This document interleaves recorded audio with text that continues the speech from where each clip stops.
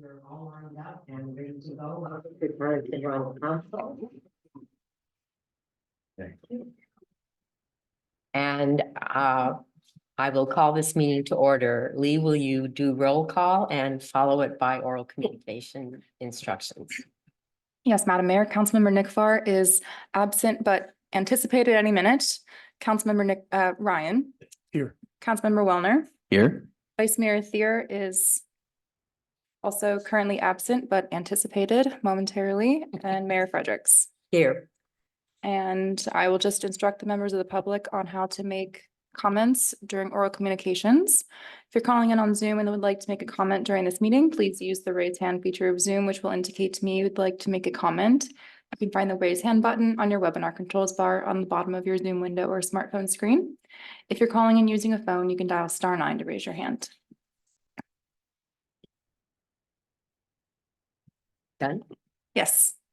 Thank you, Lee. We move now to the consent calendar. Would any member of the public like to take anything off the consent calendar? I am seeing no one rushing forward. Would Mayor, if any- I may, we need to, she gave the instructions, but we need to call for oral comment to see if anyone has any public comments. All right, would anyone in the public like to make a comment? Wouldn't they have to remove it from the consent calendar? The worst. Say again? Items not on. Oh, public open time, which for some reason isn't on my agenda. This is the time, because I copied it wrong, our town clerk got it right. This is the time for comments for items that are not on the agenda. Is there anyone in the public who would like to make some comments? For any topic, agenda item, not on the agenda? Okay, I'm seeing no one, and now we move to the consent calendar. Would any member of the public like to remove an item from the consent calendar? I'm seeing none again. Would any member of the council like to? All right, I'd entertain a motion to approve. So moved. May we have a roll call vote? Second. Councilmember Nick Farr is absent. Councilmember Ryan. Yes. Councilmember Wellner. Yes. Vice Mayor Thier is absent, and Mayor Fredericks. Yes. Thank you. Moving on now to action items. The first action item is 2000 Paradise Drive. Is there a staff report?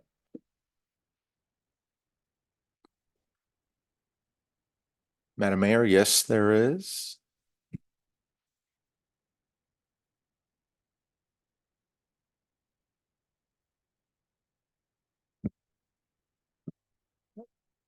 Madam Mayor, Town Council members, members of the public, this evening we will be reviewing the encroachment permit that was issued for Caprice Restaurant valet service, and that's encroachment permit number 19-032.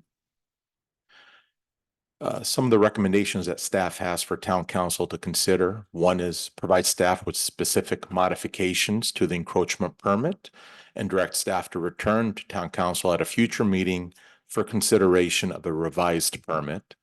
The second option is to revoke the encroachment permit for failure to comply with permit conditions set forth by town council on this original permit. And the third option is if town council is not prepared to provide direction at this meeting, direct staff as to what additional information is needed for council to consider the matter at a future meeting. A little bit of background on this permit. On March 19th, 2019, Jerry Del Bazzo, he is the owner of Caprice Restaurant and the permit holder. He submitted an encroachment permit for the restaurant. And in that encroachment permit, he asked for permission to use a portion of the parking lot at the intersection of Paradise Drive and Mar West Street as a valet service drop-off and pickup location. On July 17th, 2019, Town Council approved the encroachment permit application with a set of specific conditions that the permit holder must adhere to. And as part of the approval, Town Council also requested to review the permit at a future date to allow the permittee to correct any non-compliance issues that would arise once the valet service started. And the Caprice Restaurant opened and valet service started late in 2021.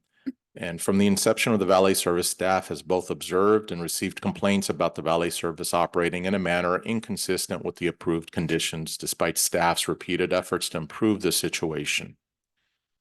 This next slide here shows what was approved. So Caprice Restaurant is right here. This is the parklet in front of Sanitary District 5. So this green line, or this green route here, shows as vehicles are approaching the parklet, they come inside the parking lot, drop off pickup starts in that location, and then the valet service or the attendants remove the car and then drive it down Paradise Drive to the Point Tiburon parking lot, where they have parking stalls rented where they park the vehicles.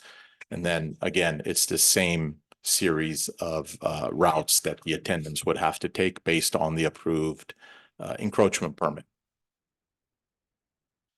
Below is a list of violations that have triggered this review. One is vehicles utilizing the valet service are not parking at the Point Tiburon Plaza parking lot, but rather are being parked in several public parking areas near the restaurant, including the parking lot at Mar West and Paradise Drive, where the pickup and drop-off location is, the public parking lot adjacent to the Donahue Building, which is the Railroad Museum, along the public right-of-way on Mar West. Doing so restricts visitors and residents from being able to publicly park to access nearby areas.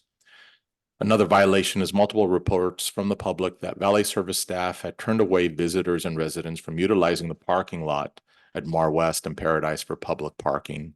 And the third complaint that we've received is valet staff are not parking vehicles in the designated parking location at Point Tiburon Plaza. The permit holder throughout our meetings and various meetings that we've had, some of the acknowledgements that the permit holder acknowledges that service is not operating in accordance with the permit provisions, and staff has convened multiple meetings with valet service staff and permit holder to correct these violations to no avail. And the permit holder reports that they have been providing valet service to all the public, regardless of whether they are patrons of Caprice Restaurant, and propose reevaluating the current permit conditions to include this type of service. So this is a remedy that they're proposing, is to for them to park all patrons regardless if they are attending and will be utilizing the restaurant services. So again, the recommendations this evening we're asking from town council is to provide staff with specific modifications to the encroachment permit and direct staff to return at a future meeting for consideration of a revised permit, revoke the permit for failure to comply with the conditions set forth by town council, or if town council is not prepared to provide direction at this time, direct staff to as what additional information is needed for council to consider the matter at a future meeting. And with that, staff is here to provide you with any, answer any questions. And we also have the owner of Caprice, Jerry Del Bozzo, and CVA valet attendant coordinator here as well. Thank you, David. Are there any questions from the council? Yes. Could you go into a little bit more detail on the substance of the meetings that you had with the valet service and the Caprice about how to remediate it, and was there a consistent point of failure or misunderstanding, or can you talk to us about that a little, please? Yeah, so throughout the meetings, we've had residents contact us and send pictures about vehicles not parking in where they're supposed to. So we've had meetings with the owner and the valet service. We were providing them with guidance on, please try to correct where you can park. You're not allowed to park at the Railroad Museum or anywhere inside the parklet. You're supposed to take the cars out to Point Tiburon Plaza and park there. We went out there and we installed some signage, again, to let the public know that this is free parking, open for anyone to park there if there's an available parking lot. And both Jerry Del Bozzo and Patrick with the valet service, we've met many times, and they've talked about, yes, we will comply, and we're not turning anybody back. Whoever wants to park in this parking lot can park. We're just utilizing it here so that, for pickup and drop off. They also did mention that they've talked to folks at not Richardson, but Sanitary District 5, which is a private parking area. They own their frontage, that they've allowed them to park there. So we've had some reports that, again, cars are parked in front of Sanitary District 5, but according to both Mr. Del Bozzo and Patrick here, that they're allowed to park in front of that. So we've come to a point now where we're just getting emails from residents stating that, taking pictures of vehicles parked at the Railroad Plaza or parking lot, Railroad Museum, and also in front of Sanitary District 5. So at this point, the remedy, it's very hard for them to travel with, one or two attendants from the parklet all the way to Point Tiburon Plaza. I mean, they're going to need a lot of folks out there that can bring them back and forth so they can have enough people there at the parking lot. And that's one of the problems that they've described, is that the amount of traffic that they get is unknown. Sometimes they'll just sit there with, one car, two cars in 1 hour, and then all of a sudden they'll get 10 cars that just come up and want to get valeted. So it's hard for them to have staffing there available to take the cars back and forth. So that's one of the reasons why at our last meeting that we had, they recommended that, and they've been doing it. They've been parking everybody, not just folks that are visiting the restaurant, and making it a valet service for all residents or anybody that comes to Tiburon, and utilizing any public space they have to park these vehicles. Yeah, so I think I want to elaborate on what Commissioner Ryan was just asking about. This kind of feels like an incomplete story, or it's kind of basically you've told us that there are certain rules under the permit. They're not being complied with, and everyone acknowledges that they're not being complied with. And yet it also sounds like there's some belief, and we'll ask the restaurant owner to speak to it, but it also sounds like there's some argument being made by the owner that they should continue to be able to violate the permit because the permit's not practical. Is that what you're saying? That is correct. Okay, and so what you're asking us to do tonight is kind of one of two things. One is that you're kind of fed up with the situation and want the encroachment permit ended.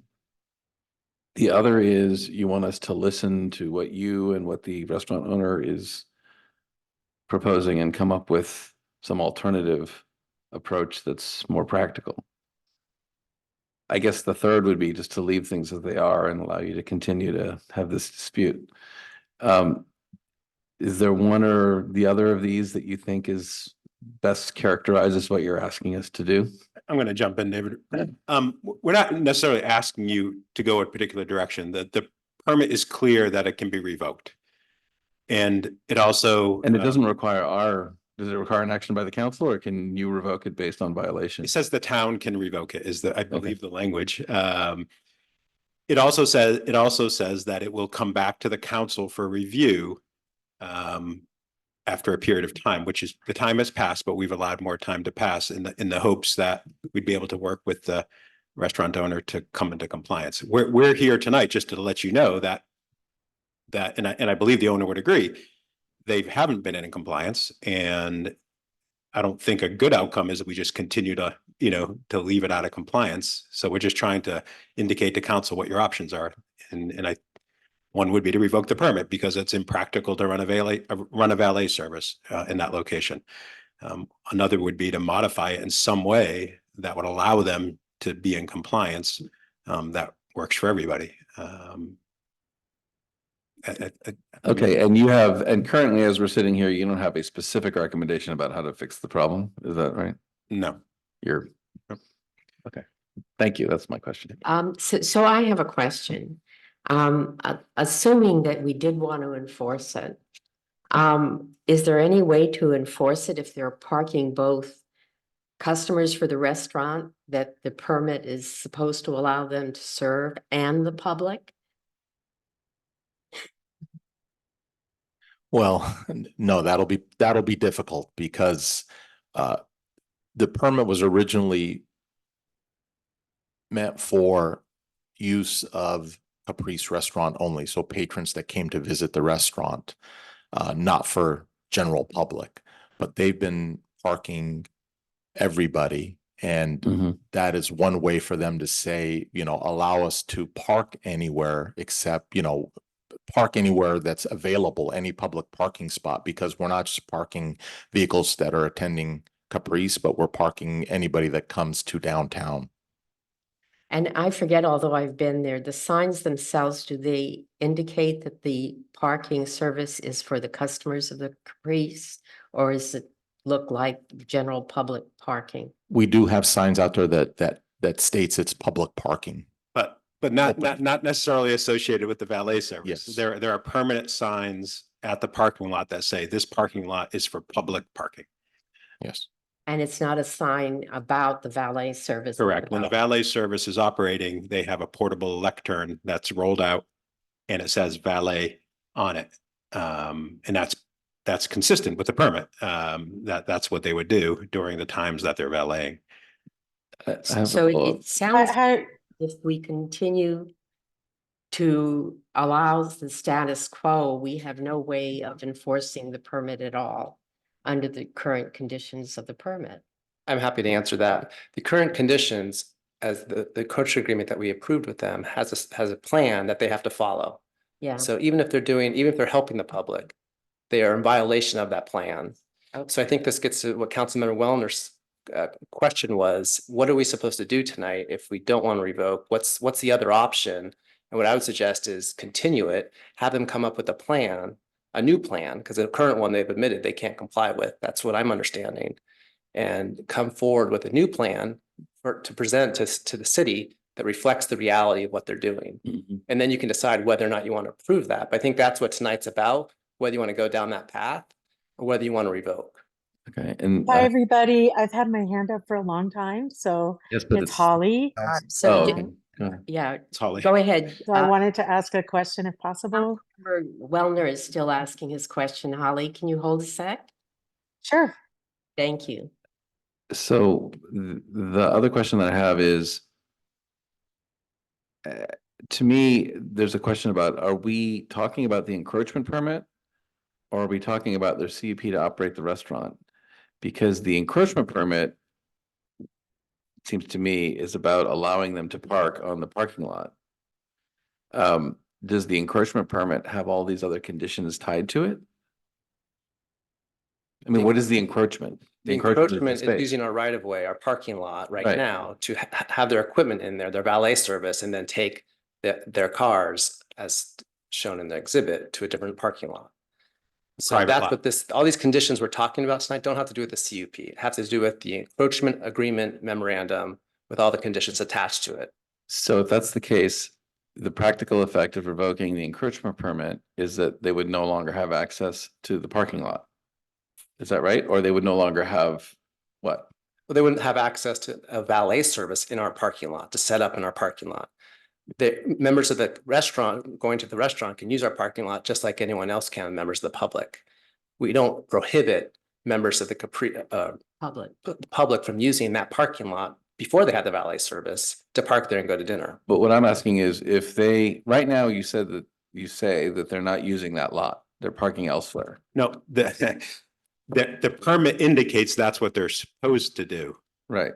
Well, the reality is they are using that lot for parking valeted cars, as well as other public parking spots along Mar West and at the Donahue Building, which is again a public lot. Actually, this is getting a little confusing because the parking lot that they're supposed to use for parking is Point Tiburon Plaza. Correct. And the parking lot they're supposed to use to gather the cars is the one on Mount Mar West. That's exactly right. Okay. The encroachment is simply an encroachment in our right of way to set up a valet stand in our parking lot. And it's a drop-off pickup location only. I see. And then they're supposed to transport the cars per the permit to Point Tiburon Plaza to actually park them. And I think at least initially they had an agreement with the owner of Point Tiburon Plaza to provide parking there. So the encroachment is simply to set up the stand and Okay. be a drop-off pickup location, not to utilize the parking spots in. Thank you. That's what I needed. Yeah. to know. Okay, so if we revoked the encroachment permit, they wouldn't have any place to stand to pick up the cars. Correct. And then what we're interested in is having the CUP's function is to keep the public spaces for the general public. Is that right? The other spaces that people have emailed about in Correct. addition to the drop-off place. And the purpose of the CUP is to keep that open for the Right. public. The encroachment permit, not the Encroachment CUP. permit. The encroachment permit, yes. You said CUP. Okay. We're talking about the encroachment. permit. Yeah. Encroachment And I'll permit. remind you that Councilmember Thier had her hand up. So, Vice Mayor Thayer, oh, excuse me, Vice Mayor Thier. Yes, it's still me. Hello, everybody. I did have a few questions on this. The first thing is that I would really like to hear from the owner. Perhaps there is a solution that could happen tonight. So I'd like to hear if the owner has some solutions. I also saw in the staff report, there is a third alternative, which is that we ask for more information.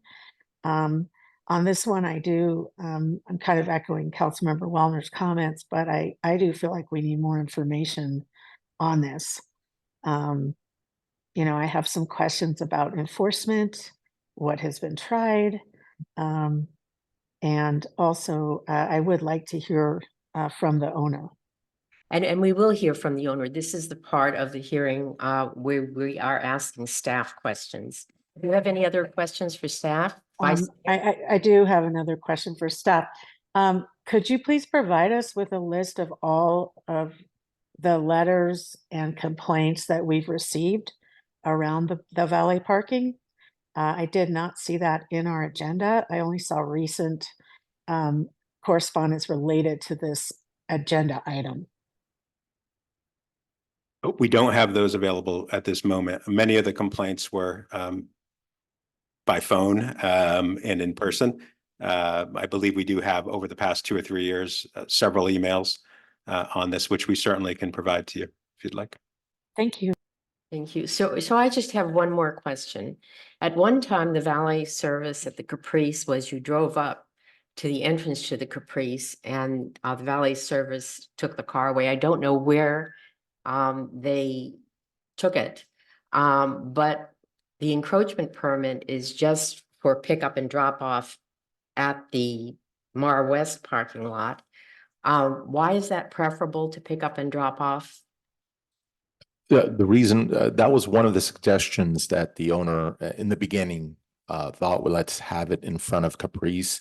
But the safety issues, when you're dropping off, you have vehicles traveling down Paradise Drive with vehicles there, and then the car would have to make some type of U-turn crossing Yeah. Paradise Drive. So we thought it was a safety factor there, especially in the evening time and in inclement weather for a vehicle to drop off patrons there in front and then make that turn to leave.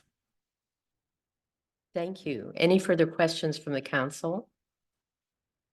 I am seeing none. Now we'll open it up to the public and I hope we'll hear from the encroachment permit holders. Please come to the microphone and introduce yourself.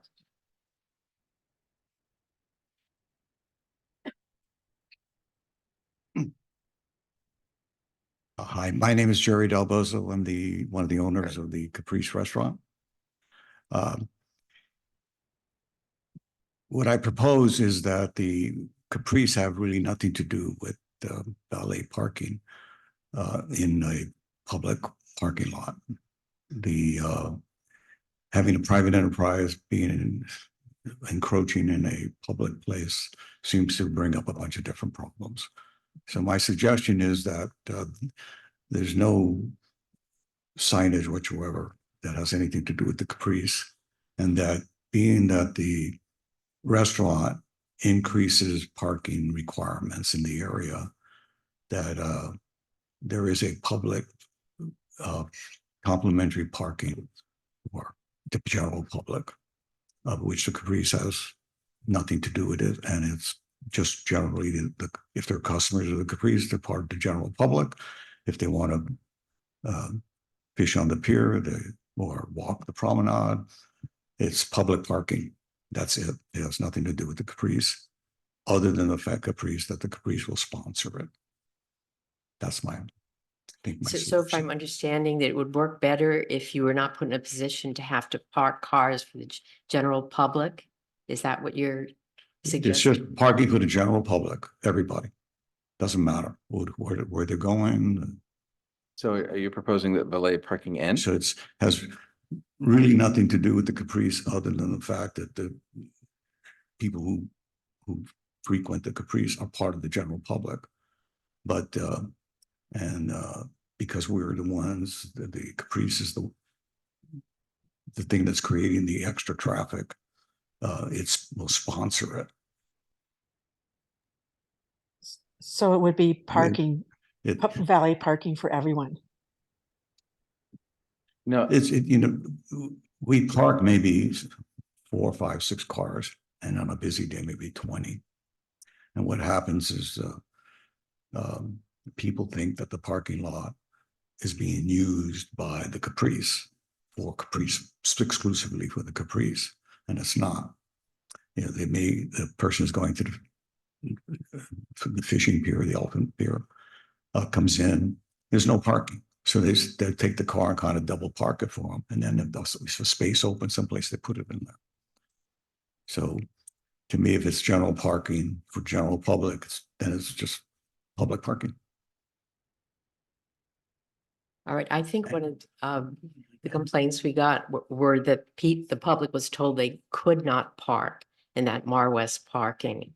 I'm sure that's something easier to control than. Yeah, Yeah. I'm sorry to say, but I'm really hard of hearing. I have a hearing aid and everything, but it's hard to hear with echoes and stuff.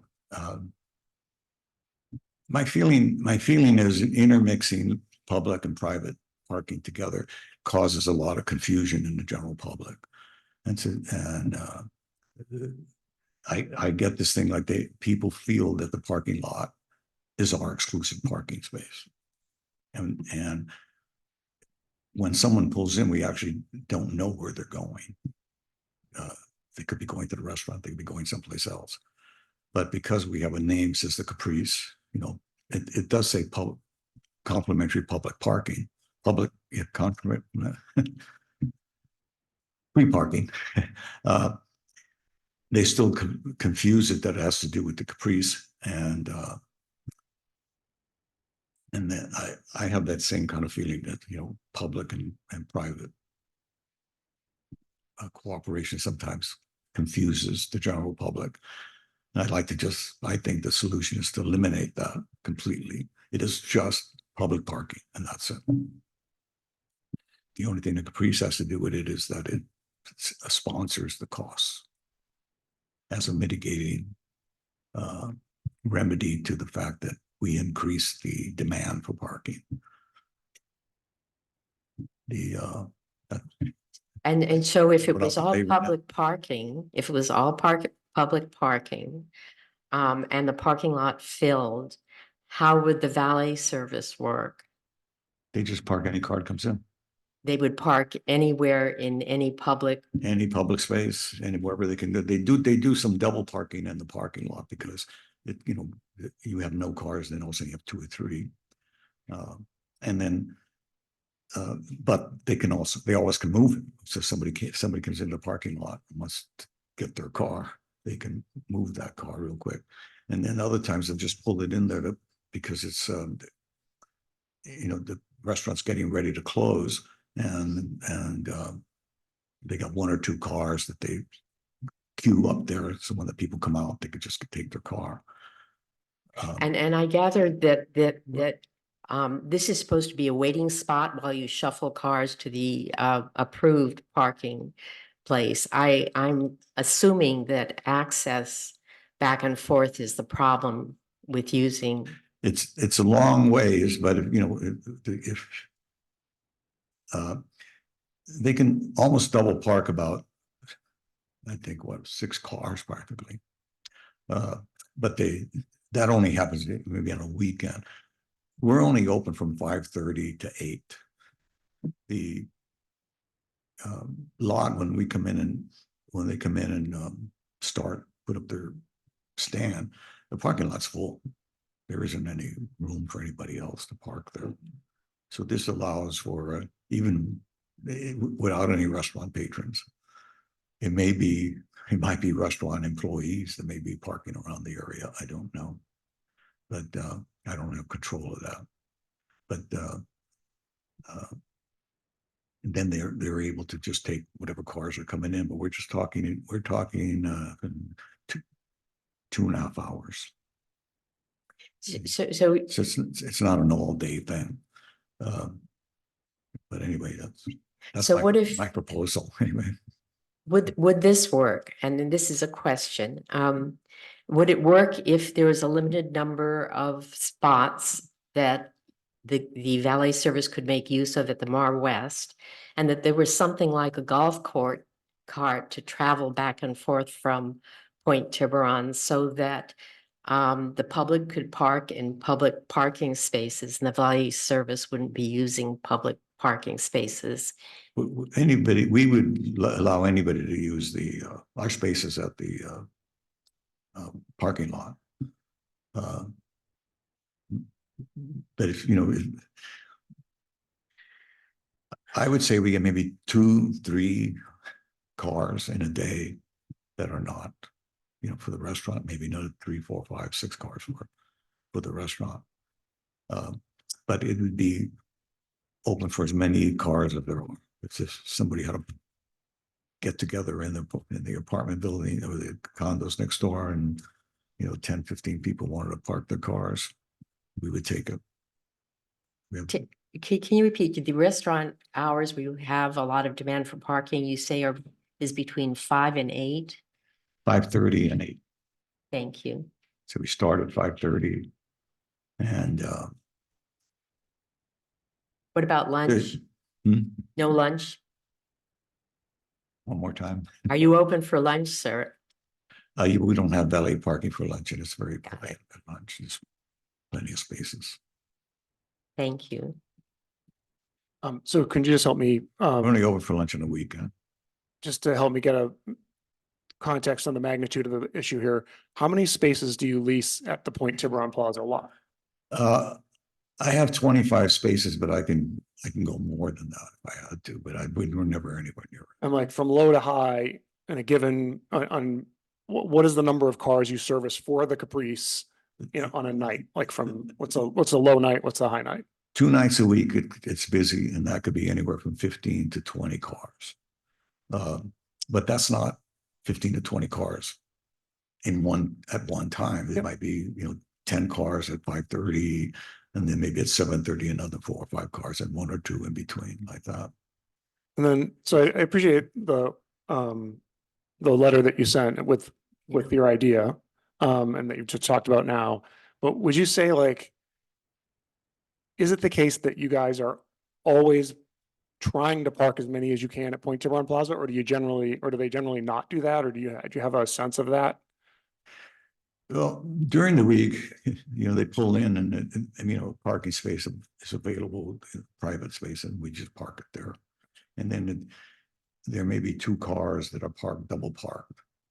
And when I say double, you know, they're blocking the cars that are parked there. But if someone comes in, they just move it.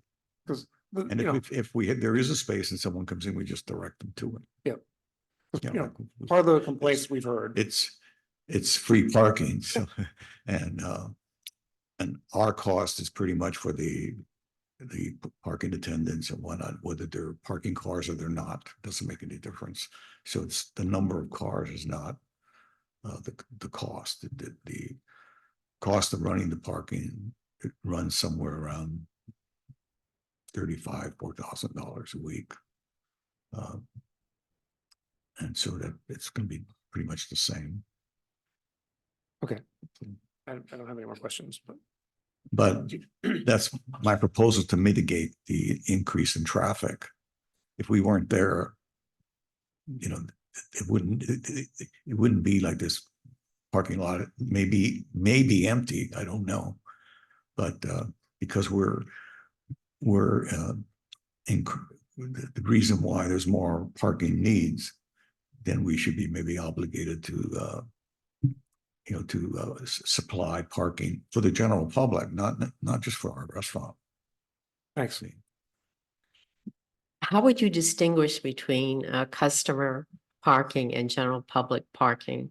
I mean, I realize from reading your note that if you actually are helping people who fish park, that's pretty obvious. But other than that, how do you know you are providing parking for the public in general? We don't know who, when a person pulls in, we don't know where you're going.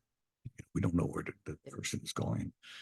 Some walk the promenade, someone, they've gotten to know some of the people and they actually come in and pull their car in there and double park it when they wait for us to get there to take their car so they can go fishing.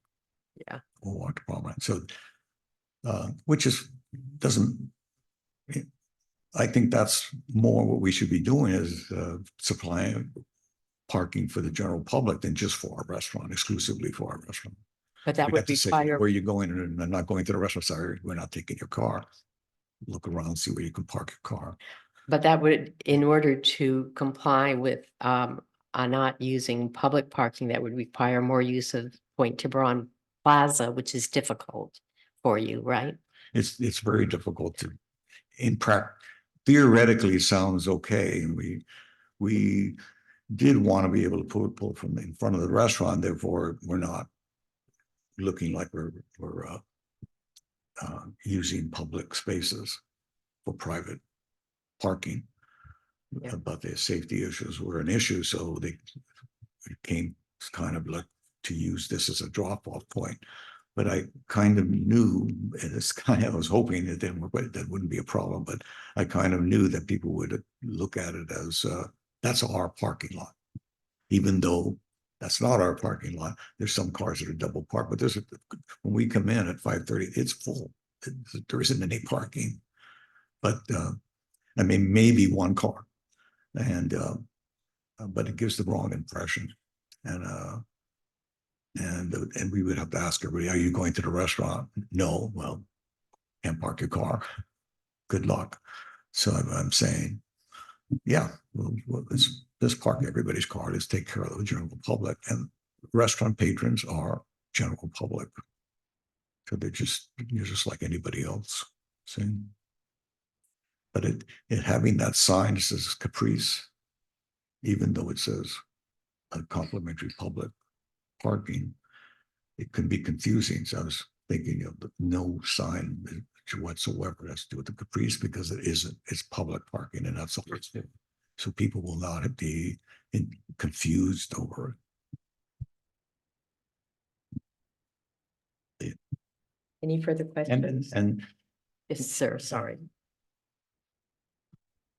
the tendency is to have the cars ready for, people parked it and they come an hour or so, and then they go get the car and bring it up there, but to have it queued up so that the people that want to come out of the restaurant, the car is ready for them. Or anybody, with people that are fishing, they kind of keep the car there so that they can get back. They don't have to wait. It takes 5-10 minutes to get a car. And, Actually, I lost track of this. Before the use of the Mar West parking lot for pickup and drive, where did the Caprice Valet Services park the customer cars? where did they? Yeah, Well, from my understanding, they parked it all over. they parked in public parking spaces. Before I owned it, Yes. yeah, they did that, and they had the parking lot as well. But there were, it's a tendency in human nature, to get the car. You got to go park it down here. I can do it here.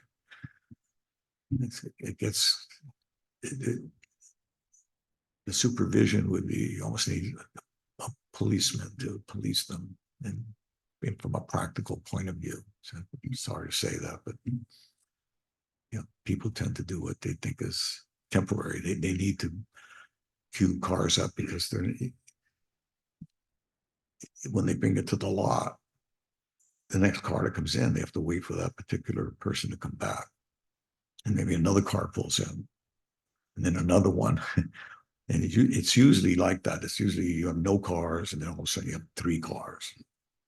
And so they just double park them, and then they pull them wherever they can, put them wherever they can, and they put it down the parking lot. But when you only have 3, 4, 5 cars, it's hard for them to do that. I had a question going back to the original encroachment permit.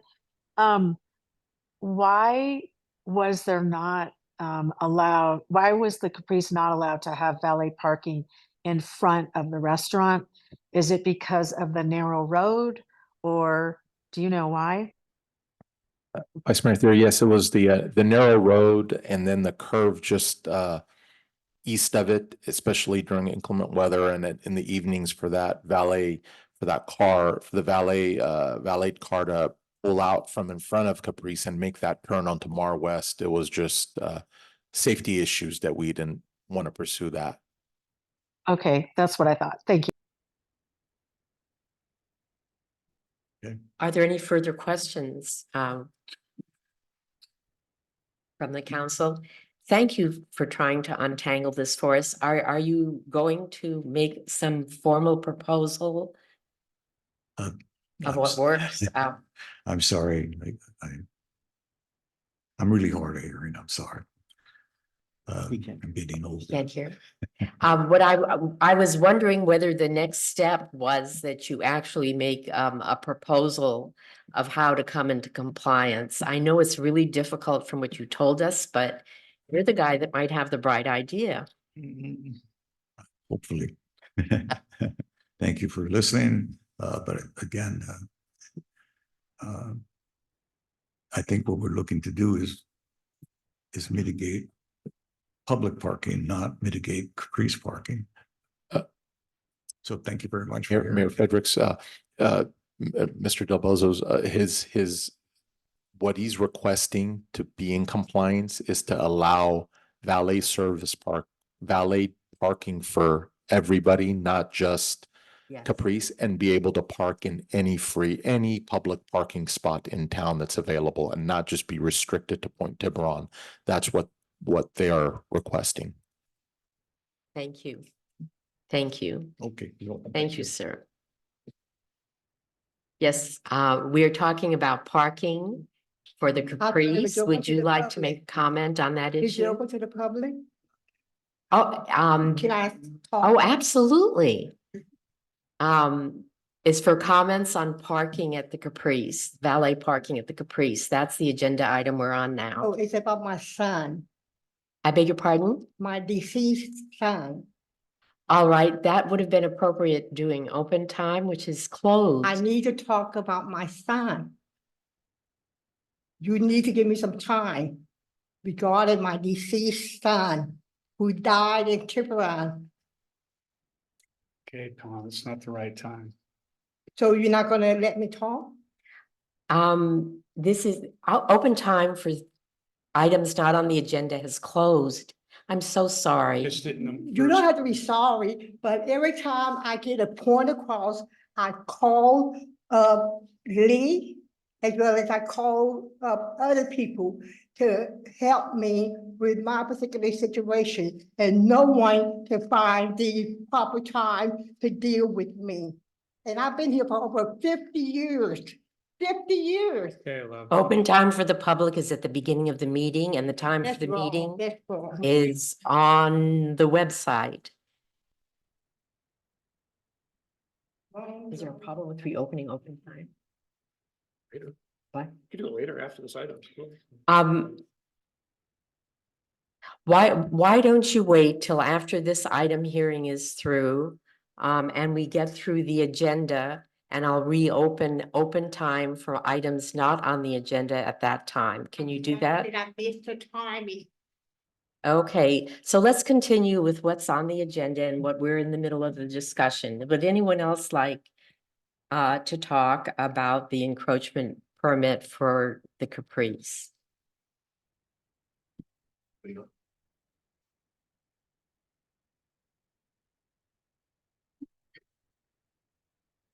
if you have any questions, I'm Patrick Ogney, I'm the owner of the Valet Service. And I used to valet park cars there in late eighties. And the front of Caprice had a turnout, so actually there were spaces for the cars, 4 cars can actually, or 3 cars can line up in the front of Caprice. That's been pushed out now. And they used to have a downstairs, so the restaurant was twice as big. So they had parties downstairs. So I would park 30 to 40 cars a night in town, in the parking lot across the street, and I'd line cars up down Mar West, the blinkers on. Police would come by, drive past me. There was never any problems, never had an issue for ever. Kirby and Caprice's daughter ran the restaurant back then. And it worked fine. Today, fast forward, yes, last year we had some more valets where the kid being like forceful about the parking spaces, thinking it was theirs. That was fixed. That's long past. So that could take care of that. The other thing is our guys arrive, the entire area is full of cars. So we don't put our stand out and then tell someone they can't park there. We start taking cars once it's full. So we're a place card. Basically, a person pulls up, someone with their high heels going to Caprice, or some people walk down to Michael Amina's and they go for a walk, some fish. We actually have some people each week, they show up, like their agenda, they know there's no parking down there. They wait for the valet. So they actually will come there to go walking with their husband or wife. One guy's wife had passed away. He goes there like every Tuesday and Sunday. And he sits down on the bench down the street. And our guys will take the car later on, stack it, and then put it down at the museum. And they hand the keys to him because he sits on the bench there and reads a book and stuff. So in the meantime, right now we're parking for everybody, regardless. So what we do is we stack the cars up in the parking lot, so someone doesn't have to sit there and wait for a space. I mean, why wait? And then something opens up, we take it and put it there, whether you're walking or going to Caprice. So we're not pushing anyone away. If we're pushing someone away, we're just enhancing it. That's all we're doing. We're doing something for free for the city. We're providing parking for everybody. Now everybody can actually make it to the area.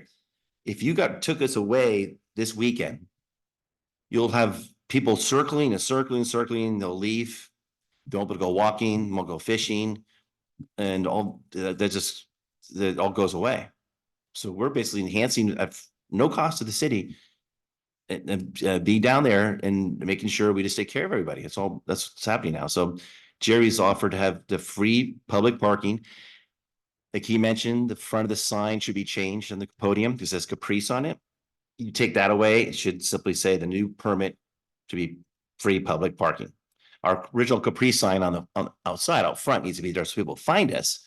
But the one inside the parking lot can be confusing. So I think part of the encroachment permit should be demand that we change that. And also in the future, if there's any issues where we happen to block off a space or tell someone that we're not taking you, then we lose our permit. And simple. So we're there to help everyone out, basically. It solves a big problem for the city. Any questions of me? Yeah. Fun information, real quick. I do, and I understand what you said, but clarify again. What is the need for a valet service if they're parking everybody anyway and not parking them There's not enough space. and Sorry. not parking them off public spaces? It's to take a large crew and so long to drive all the way down. We do sometimes. There's times where it'll be Easter or Mother's Day weekend, an evening, it's busy, and we do take cars all the way down. We put a larger crew on, but it's expensive. And also for you to walk out to get your car and wait, you're gonna get very frustrated. We have people say, just take me to my car. Because there's so many people coming in and people coming out, it'll take you a half hour to get your vehicle. So it's just more conducive simply to make sure we're parking everywhere, everybody. So we're not infringing on anybody's parking needs. And also we've had people that have pulled in the parking lot. They say, we want to have a spot. We've pulled a car out for them. So we're happy to pull space out for them, open up a spot. We're not infringing on anyone's right to parking at all. So the use of the parking then actually benefits the restaurants because the public can go find their own parking space. Yeah, they could, yes, as well. Yes, yeah. Yes. Any further questions, comments? Thank you very much. I think. Is there any further public comment on parking for the Caprice? Madam Mayor, we do have one member of the public online. So I will recognize the phone number ending in 37.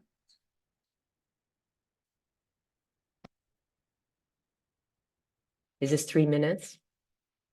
Yes, it will be.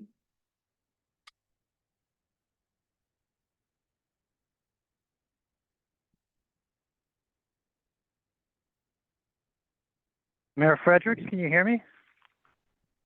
Yes, we can hear you. Mayor Fredericks? Okay, Yes. sorry about that. I had to unmute the phone. This is Parker Pringle. So my comments are, first of all, the Caprice needs a valet, just from personal observations, and it's an amenity. I think it's a necessity for them. They certainly need it on the weekend, Friday maybe, Thursday, but it's an amenity for them every night of the week. And I think it's an important part of their business, and it's an amenity for the public too. So my suggestion is, just reject the option to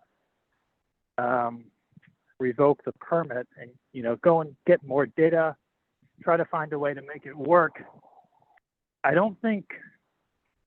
think you need more data about how many cars they're parking and what the need is in terms of parking spaces for the Caprice, separate from the general public. You need to know how many spaces are down there and which ones can be used. I don't think they can use the Donahue Building spots for a business. I don't think a valet can use that. I think there's a zoning restriction. It's in a Parks and Rec zone.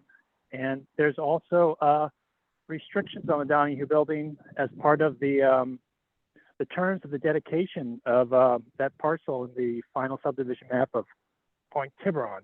And, frankly, it's parking for the park. I think it should be left that way. I don't see it being enhanced by valet traffic there. That's probably the most important element for me. But I do think you need more information. The conditional use permit for the Caprice restaurant use does have stipulations about the valet parking program. And one of the ones is that you can't use any public parking at all. So I'm guessing you're going to have to go back and amend that.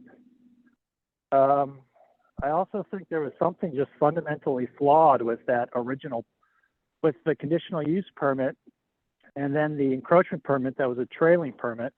And it's just crazy to make them go all the way down to Point Tiburon. That just seemed really odd. And I'm assuming that had something to do with meeting something in the conditional use permit, some minimum parking requirement. I don't know, but it does seem like that needs to be changed. And they do need access to parking around the Caprice, but I think you need to know which spots are private, which are public, which ones can be put to use, and come up with some sort of creative solution that meets the Caprice's needs. I don't think the public needs. Parker, you're down to 15 seconds. Would you like to wrap up? Yeah, I guess I'll just wrap it up with that. And my suggestion is you guys get more options and see if town staff can come up with any ideas on how to tie this knot. Thanks.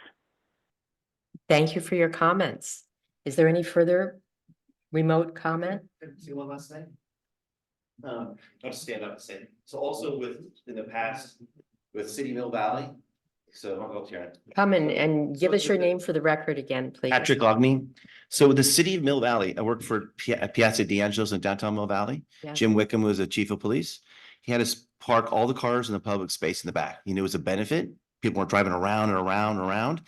So they had worked that out with us. Jennifer Jada, who's the chief of police in Sausalito, same thing. Let us even use the red zones up front at Poggio, Casa Madrona.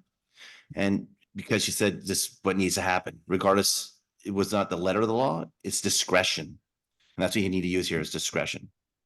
They were always very helpful to me. So let's just add that to it. Thank you. Thank you. Any further questions from here in the council room? Seeing none, any further remote? Seeing none. All right, I'll bring it back to council and hope for brilliant insight. Wouldn't anyone like to make comments? Yes. I mean, I think, to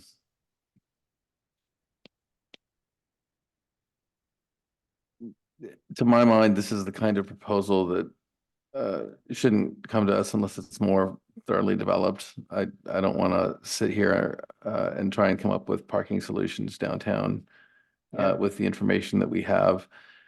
We've been asked to give direction. I think the direction that we should give is for staff to come up with a consensus proposal with the owner and present it to the council in the future if possible.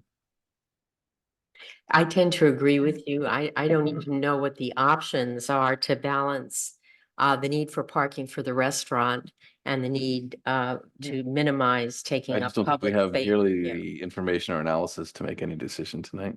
Yeah, so I agree, but I want to say, have three Please extra opinions. feel good. One is if we got rid of valet parking there, it would be bad. And it would start with people would pull up to the restaurant and park in the unsafe zone that everyone has identified as being unsafe.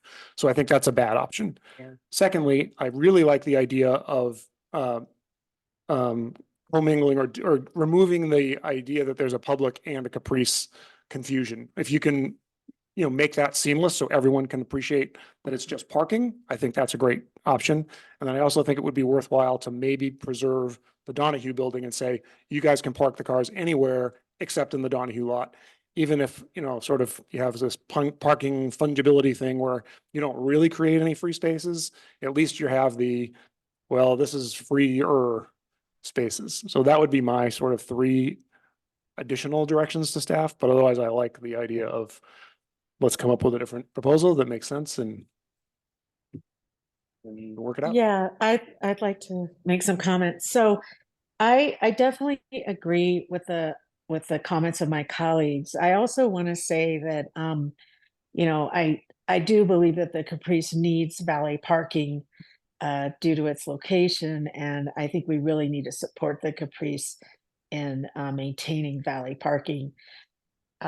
I also do like the owner's idea about just making it free. I think it's unfortunate that they can't have a valet parking right in front of the restaurant. And I do think it's a bit confusing having it basically where there's a public parking lot. So I would love to see our town manager and town staff and David actually work with the owner and possibly present to us different options that support valet parking and support the Caprice. Yeah, thank you, Vice Mayor. I would also like to point out that according to the valet service and the restaurant, we're looking at a maximum of 30 to 40 cars that need to park from 5:30 to 8 p.m. and possibly not on every day. Not 30, 40 cars a day. It's like 4 to 20 cars a day. All right, somebody said something about 30 to 40. That was old, that was back in the late 80s. That's when you were Yeah, using the that was- downtown. Okay, Yeah, but not today, it's only 4 cars to 20 cars. Weekends are, 15 to 20 cars. so it's 4 to 20 cars a day with the max on the weekends. Yeah. And that's from 5:30 to 8. Yes. So if there are a couple of options to fix it, I agree with my colleagues. I would like to see the options. To further define the issue, is everyone in support of what Councilmember Ryan has suggested as the 3 pillars to move forward with as far as trying to reach an agreement with an alternative parking plan, that there would be not to have it go back to being pull up at the Caprice, get rid of the distinction of public versus private. I heard Councilmember or Vice Mayor Thier also support that, having one valet for any purpose and make sure it doesn't happen in the Donahue building. So I would say, I don't know about the Donahue building. I don't, maybe if Councilmember Ryan wants to explain that a little more? Or, Yeah, it was just an idea to give the public one option that is, There's, for people who might come down and be like, I don't want a valeted, I don't want someone driving my crappy car, or, whatever it is. So there's an option, right? I mean, we know. okay, I would it's- just say that I wouldn't want to take like, I would just want to see what staff presents, because Yeah. I don't know if there should be parking at the Donahue building or not, and Agreed. how many spaces is that? Yeah. But at worst case, right, they're stopped out at Point Tiburon Plaza. Like that's the farthest they're ever gonna have to go, because if they only have 30 cars and they have 25 spaces there, they'll never have to go farther than that. So at least we kind of know that as a boundary condition, which is nice.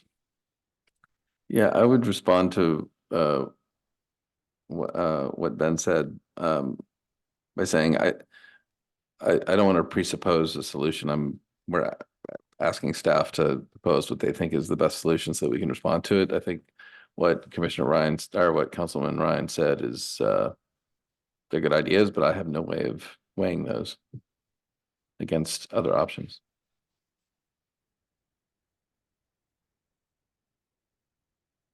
all right, so I'm trying to clarify, we want more information and options from staff on what we do with 4 to 20 cars between 5:30 and 8 PM that does not take up all the public parking in the area, but still benefits the restaurant.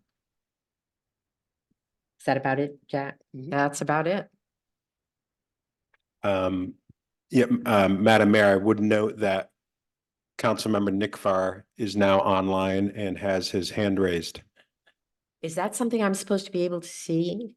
No, Oh, we okay. will let you know. Thank you. It's a good question. Am I supposed to? All right. Yes, Councilmember Nick Farr, please. Thank you. Yeah, I'd just like to echo Councilmember Wallner's guidance. I think when we get this back, I'd like it to be a little more fully formed and actionable. I don't feel qualified to come up with a parking plan for this area. But I will say that not having open parking spots within walking distance of Elephant Rock could be problematic at certain times of the day. Well, we're looking at 5:30 to 8, Councilmember Nick Farr. Yeah, prime sunset. Okay, does the staff require any further comment? Because we could provide. I believe staff has all the information they need, Madam Mayor. Thank you. So we move on now to agenda item, action item 2, the Martha Properties pledge for additional support. I would just simply introduce this item by indicating that we have representatives from the Martha Property Acquisition Team here with us in the room, and they're prepared to give a presentation to council.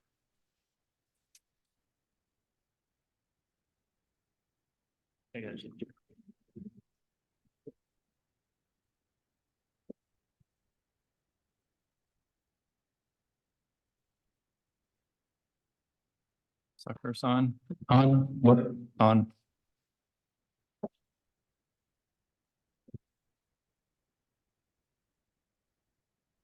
Good evening, Mayor Fredericks, Ryan and Wellner, council members, and also others in distant places. I'm Jerry Reeson, and this is Erica Williams with Trust for Public Lands, also Tiburon Planning Commission. Going to give a brief presentation tonight about our request and certainly entertain any questions along the way. We start off with a pretty picture of the property, which hopefully everybody's pretty familiar with by now. Next slide, please. This shows also just a little orientation to give you a sense of where the property is located and the fact that it's basically it's very near downtown. It's an exceedingly unique opportunity for all of us to substantially increase this open space preserve area. It's already preserved with Old St. Hilary's and Tiburon Uplands, and this would about double the acreage.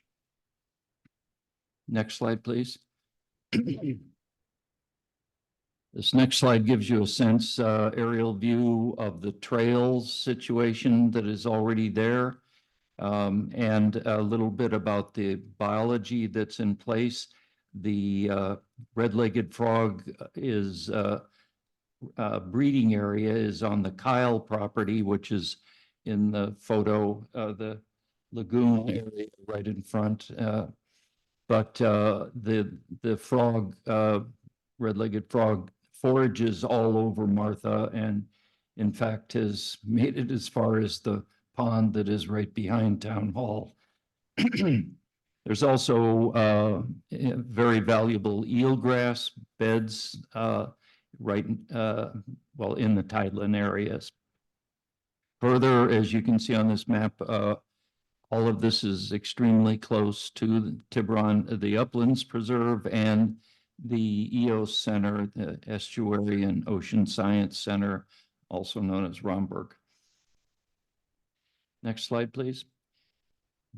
This is just gives you a little sense of the biology that is available. These are all special status plants, and obviously a federally threatened red-legged frog is in the photograph. Next slide, please. Again, description of the plant life that is rare and special on this property and the adjoining Old St. Hilary's property. Next slide, please. I think this is an extremely important slide because it sets out what your citizens think of this property and the need to preserve it. As you know, there was a Measure A, which was a property sales tax, which was renewed by the county at 78.1% yes, which is extremely high, but even more impressive was the Measure M, which was in November of 2022 that passed with 80.6% yes in Tiburon, the Tiburon part of the Mello-Roos district. That's, did anything you want to add, Ms. Williams? No. Okay, so I'm going to hand it over to Erica to talk a little bit about the funding status, and then I'll come back at the end. Thank you. Thank you, Jerry. Good evening, Mayor and council members. Thank you so much for your time this evening. As Jerry noted, my name is Erica Williams. I'm a senior project manager with the Trust for Public Land, and I manage our Bay Area land acquisition program. And I've lived in Tiburon for 15 years, so I'm a resident and current chair of the Planning Commission. And I wanted to, before we get into a funding update, I thought I'd provide just some transaction highlights and milestones, which will provide good context, I think, for the funding update. Also wanted to just recognize Jerry's, Jerry has known for over 30 years how valuable this land is and how important it is to protect it. And the Trust for Public Land has certainly recognized that for over the last decade. And this has been a long time coming, and it's really exciting to be here with you tonight to provide this update. This next, this is a good slide. Thank you. So just some highlights on this slide. This is a property that's owned by a large family, a lot of family members. It was listed originally on the market for $110 million. It was eventually brought down to $63 million when we started really negotiating, in earnest with the family. And after a couple of years, several years, we negotiated a price of $42.1 million. That was, a challenging but ultimately very productive effort. But as you can imagine, with a large family, it took some doing. So, the family this is a very large family working on this project. We have seen, incredible support and a real mixture of funding from both local, regional, state sources. Next slide, please.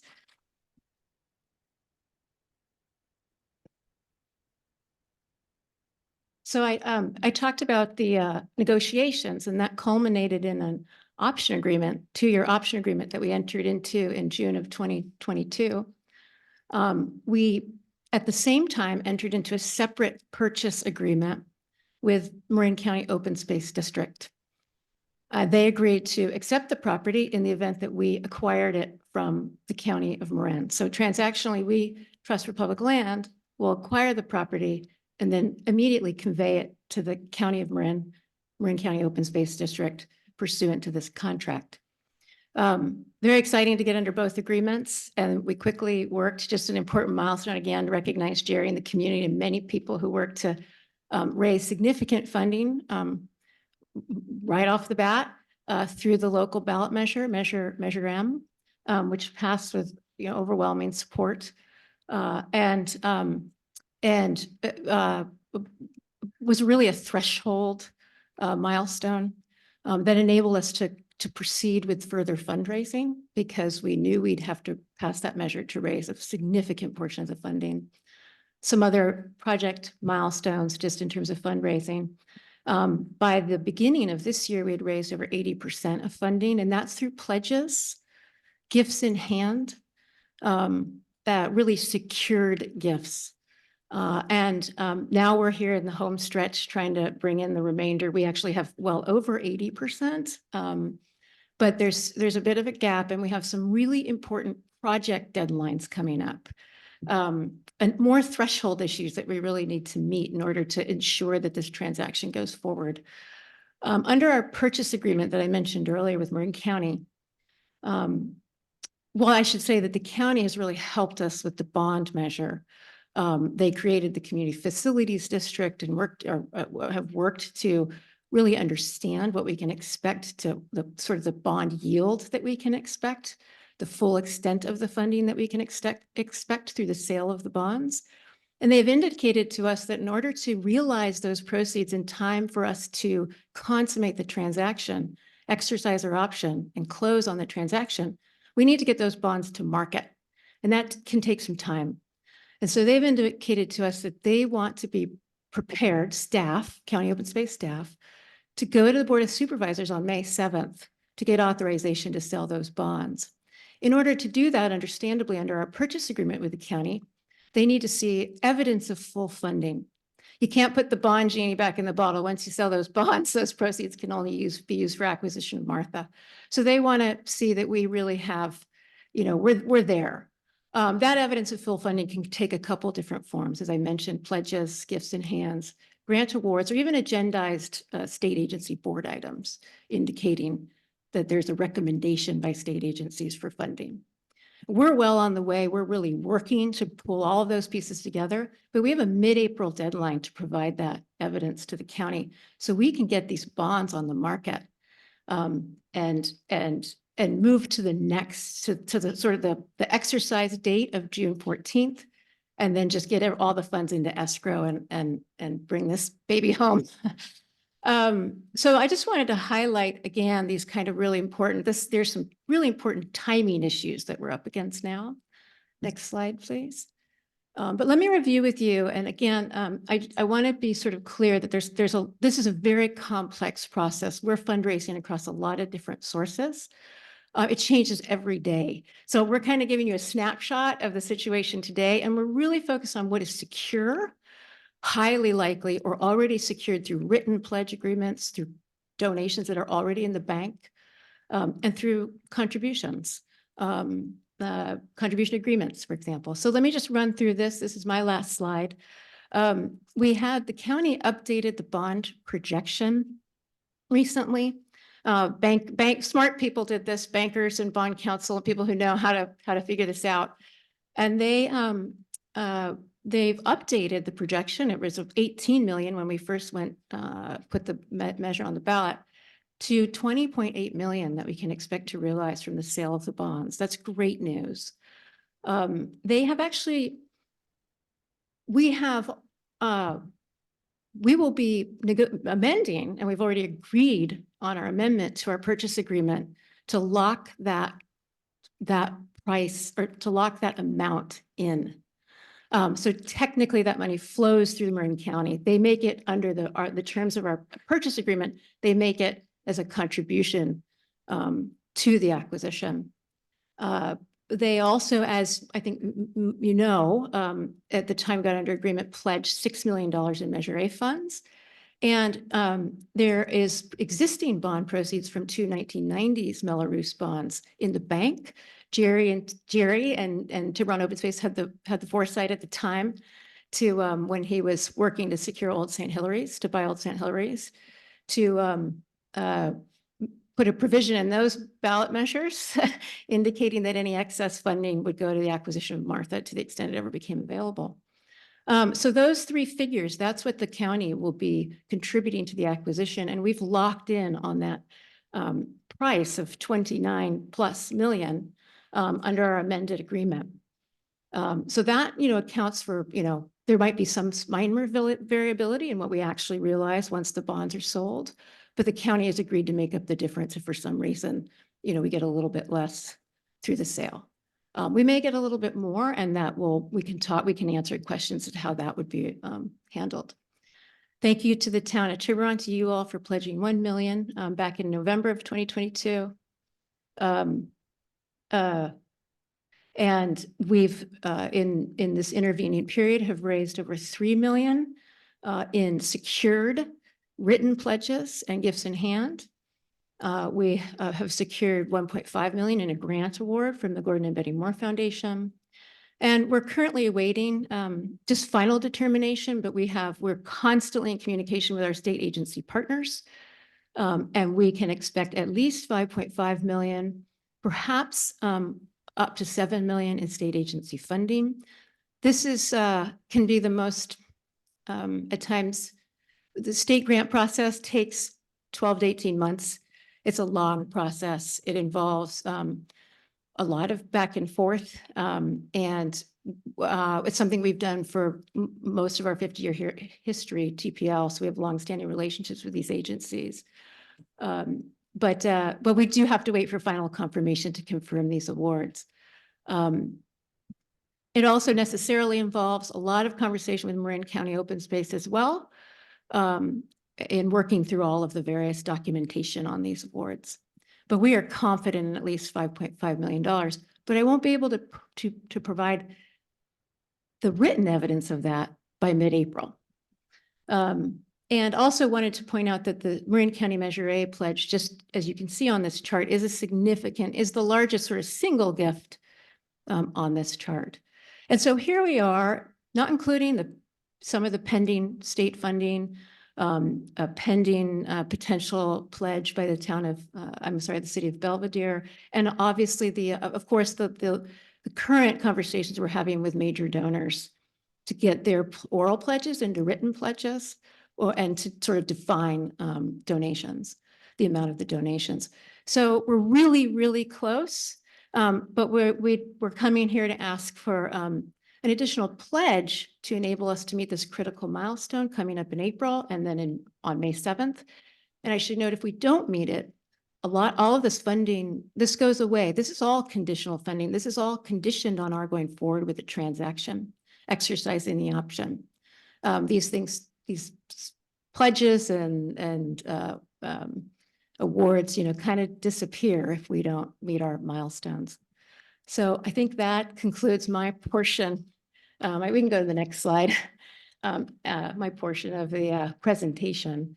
Jerry can take it away, but we are asking for an additional pledge, subject to an accounting and evidence of actual need when that time comes. Just a couple additional thoughts. That Tiburon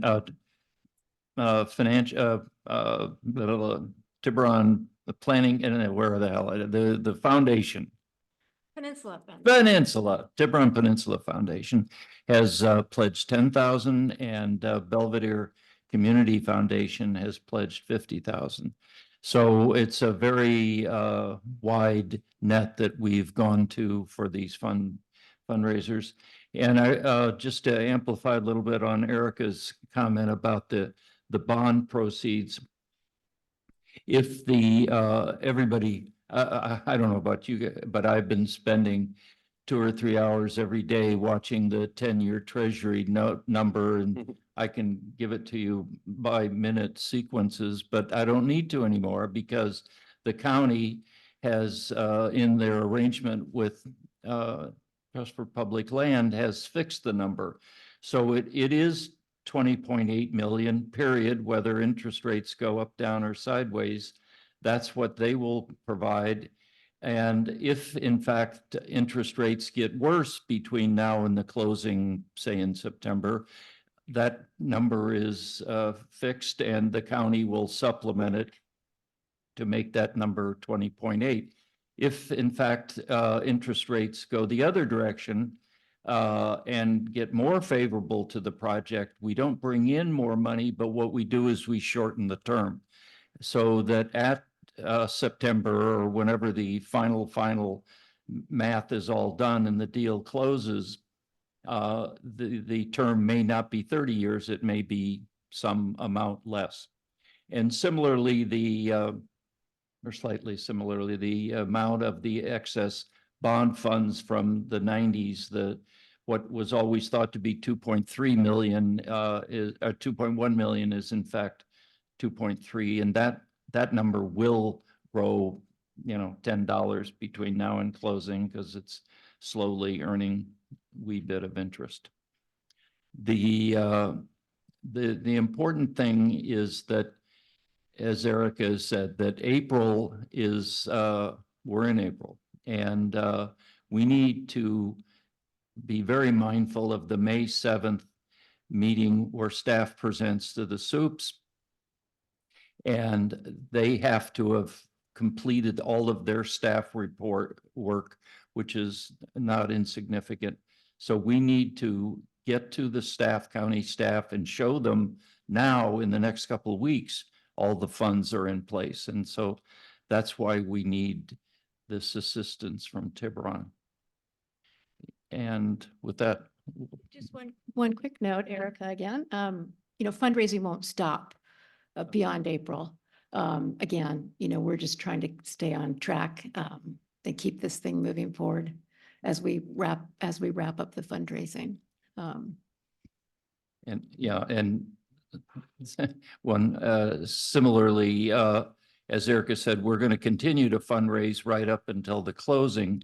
And so to the extent we do need any actual financial support from Tiburon, that number will decrease as funds come in. And as we've noted in this, is noted in the staff report, to the extent any funds are needed from the second million, Tiburon will be given a very clear accounting of all that math. So you'll know as much as we know.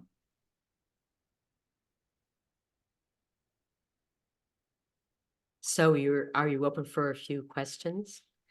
I have one. Why don't you clarify for those of us who have had no experience with such complex interactions, exactly how much of the money is at risk for the town? How much of the money we've pledged? If the deal falls through. So we know the 200,000 for the option is gone, but the 2 additional pledges, right? The 800,000 before and the new. Yeah, I think I know you or have your question. So if tomorrow the world goes crazy and this deal unfolds, Tiburon will forfeit. It's already spent the 200,000 of the initial million. 200,000 was spent on an option milestone payment. That's been spent and it's gone. But that would be the full extent of the loss. Right. The rest is a pledge. Yeah. And another, just to repeat some questions that we've been asked. So always a good question is around the issue of if interest rates go up, down, or sideways. As I think we've explained, everybody's well protected there. Some have asked, would the payment, the taxpayer's payment, which is $335 a year, if say interest rates turned ugly between now and closing, does that 335 change? And the answer is no, that's fixed. Are there any further questions from the council? Yes. So as I think both of you and everyone knows, I'm a big supporter of this project. I'm very happy to see it coming almost to fruition here. And I think I loved your slide reflecting community support. I can't think of anything that 80% of the community has agreed on in a long time. So I think all of that is great. There is one overarching, well, two real questions, but one overarching question, which we've heard from in some of the comments and that comes to mind, which is I think there is a concern that by pledging the $1 million, that we would disincentivize other donors or other agencies from making their contributions, thereby shifting, instead of protecting you or protecting this project by backstopping fundraising, we would be just thrusting our donation in front of someone else's. So if you could address that, I think that would be very helpful.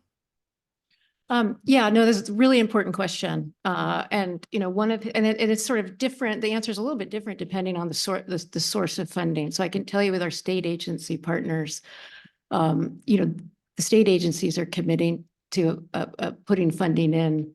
And they're not looking to, we're offering to provide you with an accounting to adjust a pledge. That's not the way it works with the state agency partners. And so, you know, we make an application for example, in one instance, 1.5 million, and they either award 1.5 million or they don't.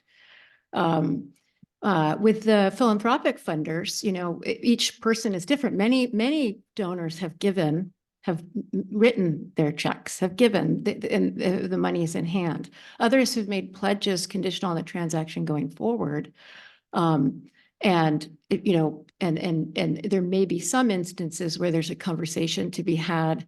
I should say there have been conversations where we have indicated we are asking Tiburon to help us with this contingency plan, but it is not the funding plan. This really is in the nature of a contingency to help us meet our deadline, as opposed to, you know, our path to full funding. And those are conversations, those are transparent conversations that we're having. As to future, you know, other people who have reached out to us, we've really spent the better part of, you know, a year and a half on this fundraise. We've shaken the trees. We have taken people out on tours. We have held events. We have held house parties. Yeah. We have, you know, reached out to people within the community through newsletters, through Jerry's newsletter, through HOAs. We have done a lot to raise funding. And, you know, we've been really excited by the reaction. But I do think we are getting, you know, we're still having conversations to pull in the additional funding. And I'm really trying to secure this full state funding. So I think it's a very legitimate question, but we are very far along in the process. And we sort of know that universe of donor out there.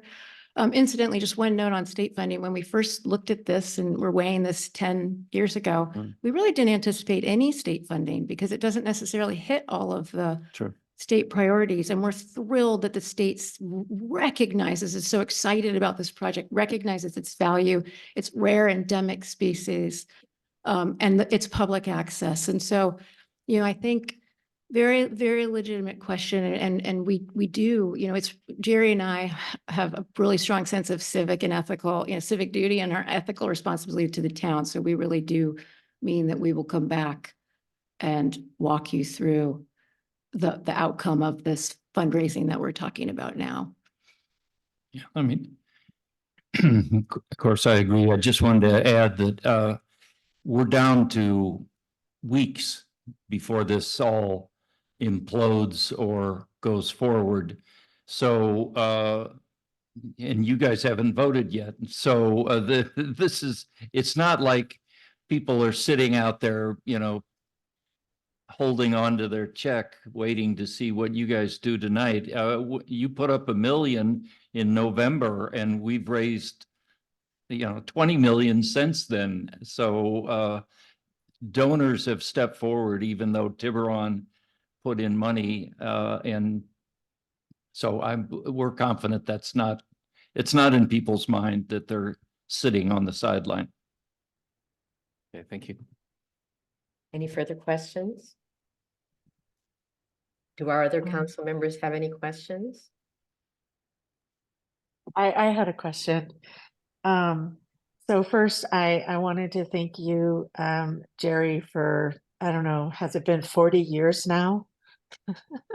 I'm not Working that on old. this. Okay, 10 years.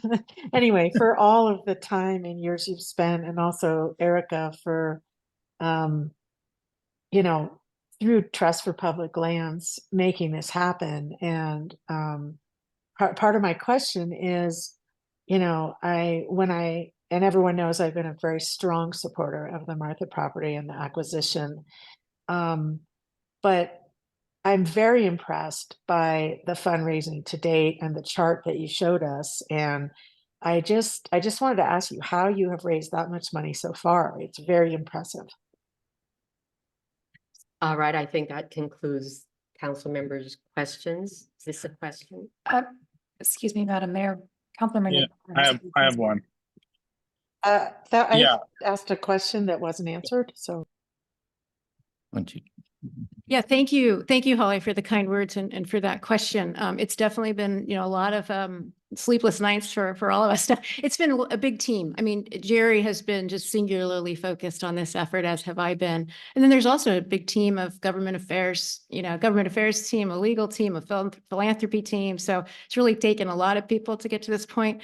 I think, the bond, Measure M, the community effort was tremendous, as you can see. I said the county put in the largest contribution, but I didn't mean larger than the community. The community has by far put in the largest contribution. And that really gave us such great momentum. And then interestingly, to your question about, to Councilmember Wellner's question about the Tiburon Pledge, this is such a broad scale effort that these further contributions only energize voters. People want to be a part of this. It's sort of historic. So I actually think we found the opposite is true, is that when, the more people who give, the more people who want to give. And working on these projects across the state, this one, we don't see this level of funding across all of these sources, all of these people wanting to make a contribution. So it really has just been a lot of momentum building on, these gifts. And also the property, just to say, if you speak, on behalf of the property speaks quite loudly too. It's extraordinary. Oh, one further note though, I wanted to mention is that, if we don't succeed, the landowner does have entitlements to move forward with 43 large homes. So I think that's another reason why the community is so supportive of this, because the alternative is not attractive. Yeah, I just piling on a little bit. I would note that as far as Tiburon, you folks, you five, it's a heck of a deal for Tiburon. You get a $42.1 million asset that you can walk to from Town Hall, and you paid zero for the maintenance of it. You get less traffic, you get less fire risk, you get less construction trucks. You get no drama around housing that somebody's going to walk in here and say, hey, I got a great idea. How about blah, blah, blah housing up there? It seems like Sacramento likes me. You get great biology, you get great recreation, and the homeowners anywhere near it are going to get increased property value, and Tiburon's going to get increased tax revenue thereby. So I'd say for $1 million, and even if it ends up being 2 million, but it won't. But if at $1 million, you've negotiated a sweetheart deal. Thank you. There's further council comment? Yeah, Councilor, yeah, thank you. So first, I'd like to also thank Jerry and Erica and the team for doing such amazing work on this project. I'd also like to I think recognize the folks that were focused on Measure M and getting that passed in our community. It's really amazing that we're able to preserve this open space. I'm not familiar with the process here, so I'm hoping maybe I can ask a question and not offend anyone. Are there still other sources within the county or state that haven't been turned over, or that are still sources where you can ask within the county, within Marin County, and within the state of California that are still that you could approach? And then the second part of my question is, in terms of private donors, what's kind of the general strategy for this sort of last mile of private donors and raising funds with that avenue? Because I mean, the most ideal scenario, right, is that you don't need any additional money from Tiburon, and maybe we don't even need the 800,000 that we already pledged. That would be amazing. But I don't want to set a bad expectation around that. I'm just sort of asking that because I'm curious. Yeah, always a good question. I mean, of course, we're all also interested in turning over every stone. In terms of acquisition funding, so when we look at, the strategy around state agencies and county agencies is we are going to sources that actually will provide acquisition funding. It's a very specific ask. So there are lots of places and nonprofits and agency departments that provide funding, but we have a really good feel for those that actually provide capital for land acquisitions. And so we certainly turn over all of those stones. And then we, recently did approach the local foundations. So people help us identify, encourage us, please ask this foundation, ask that foundation, that nonprofit partner. We had a local land trust, the Marin Open Space Trust, that I've worked with separately on another project in Marin, made a contribution. And so, we've really been talking to partners, agency, nonprofit, local partners across the board to really identify. And that's sort of what we do, at the project level every day on our projects. In terms of the local philanthropy, we definitely have followed a sort of guided by our philanthropy experts on the team, philanthropy professionals. We've been guided by a lot of their guidance as to how to cultivate. We knew going into this with a 2-year option, and really 1.5 in terms of the fundraise because of the first 6 months spent on Measure M, that we'd be looking to major donations. This was never going to be a kind of fundraising at the $5,000 only level. It was really all levels are incredibly important and valuable. And we're talking to everybody and everyone and anyone and everyone who wants to participate. But this is really about cultivation of major donors. And a lot of that is relationship. It is these small events. It is relationship, word of mouth. And we are currently in conversation with donors.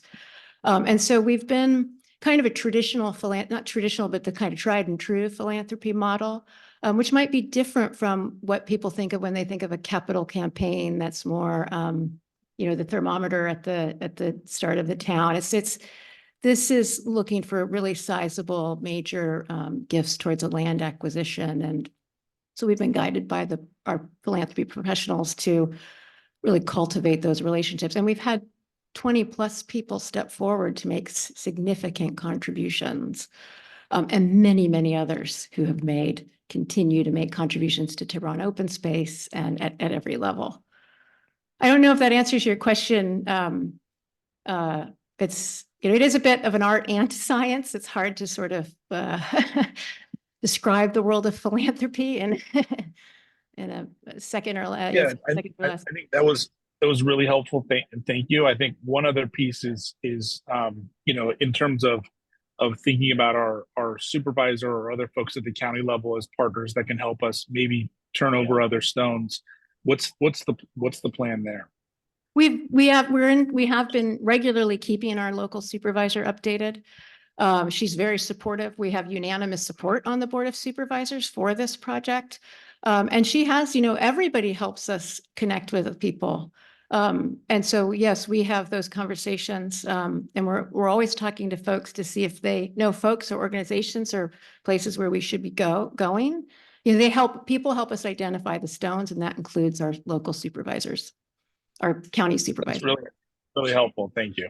I know we have a great supervisor. We have great assembly members. So appreciate that you're working with Yeah. those folks. And that's a great point. The assembly members have been very helpful in Sacramento as well. Just so enthusiastic about this project. So are there any further questions from the council? Thank you very much for the presentation. As you know, I've been sort of a supernumerary in this process since 1997. And even though I naively in 1997 thought, oh, we'll do this, I am also very impressed with the professionalism and the resources that Jerry and Erica have brought to this project. Thank you. Well, yeah, thank you. But I would just note to anybody who's sort of observing this is without Trust for Public Lands, we wouldn't be here. What we did 30 years ago, we had zero state funding. We were able to do it entirely with bond funds. So we walked every street and we got enough votes, and we did it. This time, a significant hunk of the funds are from agencies that have forms that are so long and so painful. I would have died. Any of us would have died. So a big thank you to TPL. Well, of course, it all started with Jerry Reason and Tiburon Open Space. So right back at you. We're a little bit older, but we're still speaking. Thank you very much. Yep. Any further comments? That's it. Thank you very much. I would like to open it now to public comment. Is there anyone in the public who would like to comment on this? Yes, George, come.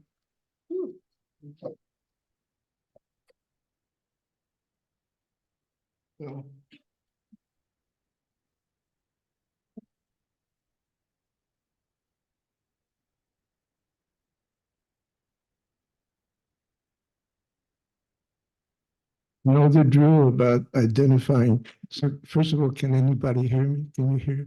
Thank you. Well, for the record, I'm George Landau. I'm by now a 52-year resident of Tiburon on 82 Sugarloaf Drive. And I would say from day one that Jerry started working on the Harriman property, I joined him as a sort of the Pancho, in the Don Quixote Pancho. So he's the main guy. But I was very happy to be the water carrier and go out with the signs, and do anything to support him. So Erica, somebody asked about the ongoing fundraising. This is a lot of, I'm not revealing the amount, but I've made a contribution just last month in addition to Measure M, and I was not the only one based on the campaign that you was just described. I'd like to put this context into a more optical sphere and say that in my opinion, what you're asked to do is to help us, Tiburon, and hopefully Belvedere too, make an acquisition for the world, not just for local people. This is a world site in every, how should I, bucket list kind of thing, except you don't have to travel to see the Luxor or the Machu Picchu's or the Taj Mahal. It's right here it's available not just to our 12,000 people, but to hundreds of thousands that fly over it and look at it, drive across the bridges, and it adds the general calmness of this upside down world. And we keep hearing about how we need to meditate and, you know, think about it. This space does it. All you have to do is look at it or come and sit on it. So I would say to you that with respect to cost, and I remember the Valdez spill, how people were trying to guesstimate the cost of an otter that no one would see how much, you know, what. If we go back for the $1 million that's being asked of you, it's about $100 a person in Tiburon. To do what? To conserve forever and a day a world-class situation. So in addition to Muir Woods and Yosemite and Point Reyes and whatever else we're proud of, we will have whatever it's going to be called. It's not going to be called the Martha Project, whatever it's going to be called.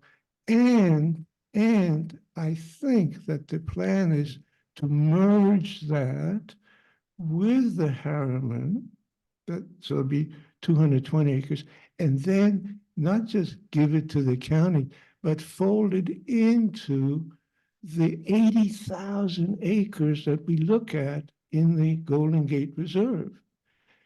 And Amy Meyer, who's on that tape, you know, she started talking about it in 1960, and it was in 1972 that was created as the largest single public entity. So joining that is really going to put value to this $1 million, which if Erica and Jerry magically find other sources, we won't use. But it's a backup. And at $100 a citizen, in all fairness to the Caprice restaurant and anybody and all the other entertainment facilities, it's not going to break the bank. It's not going to. So I urge you to give the money so that we can meet the deadline, because now is the time that we need it, not on March the 6th, but we need it now so that we can go on March the 6th and say, we've got it. And I was there on that day that the supervisors approved us unanimously. And it would be a terrible, terrible situation if we didn't come with the actual conclusion that we've done the homework, get the bonds out. So thank you. Unless you have questions. I don't think so. George, any questions? There are none. Okay. Thank you very much, George. Are there any further public comments? Any online?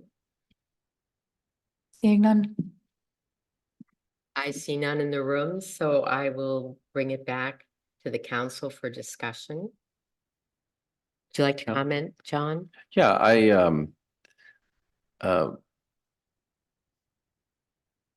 want to, because we're about to have our a vote on this, I just want to reiterate how important this investment is for the future and for Tiburon, how hard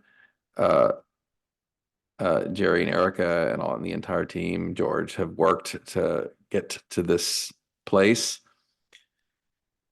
Kind of how unbelievable it is that we're here, if you really think about it. And just how important it is for this transaction to close and for it to go forward. It's amazing to be here, but it'll all be for naught if it doesn't close. So, but I guess what I would like to do is propose a motion that slightly changes the wording of what was proposed by the staff to clearly express that Tiburon would be pledging this $1 million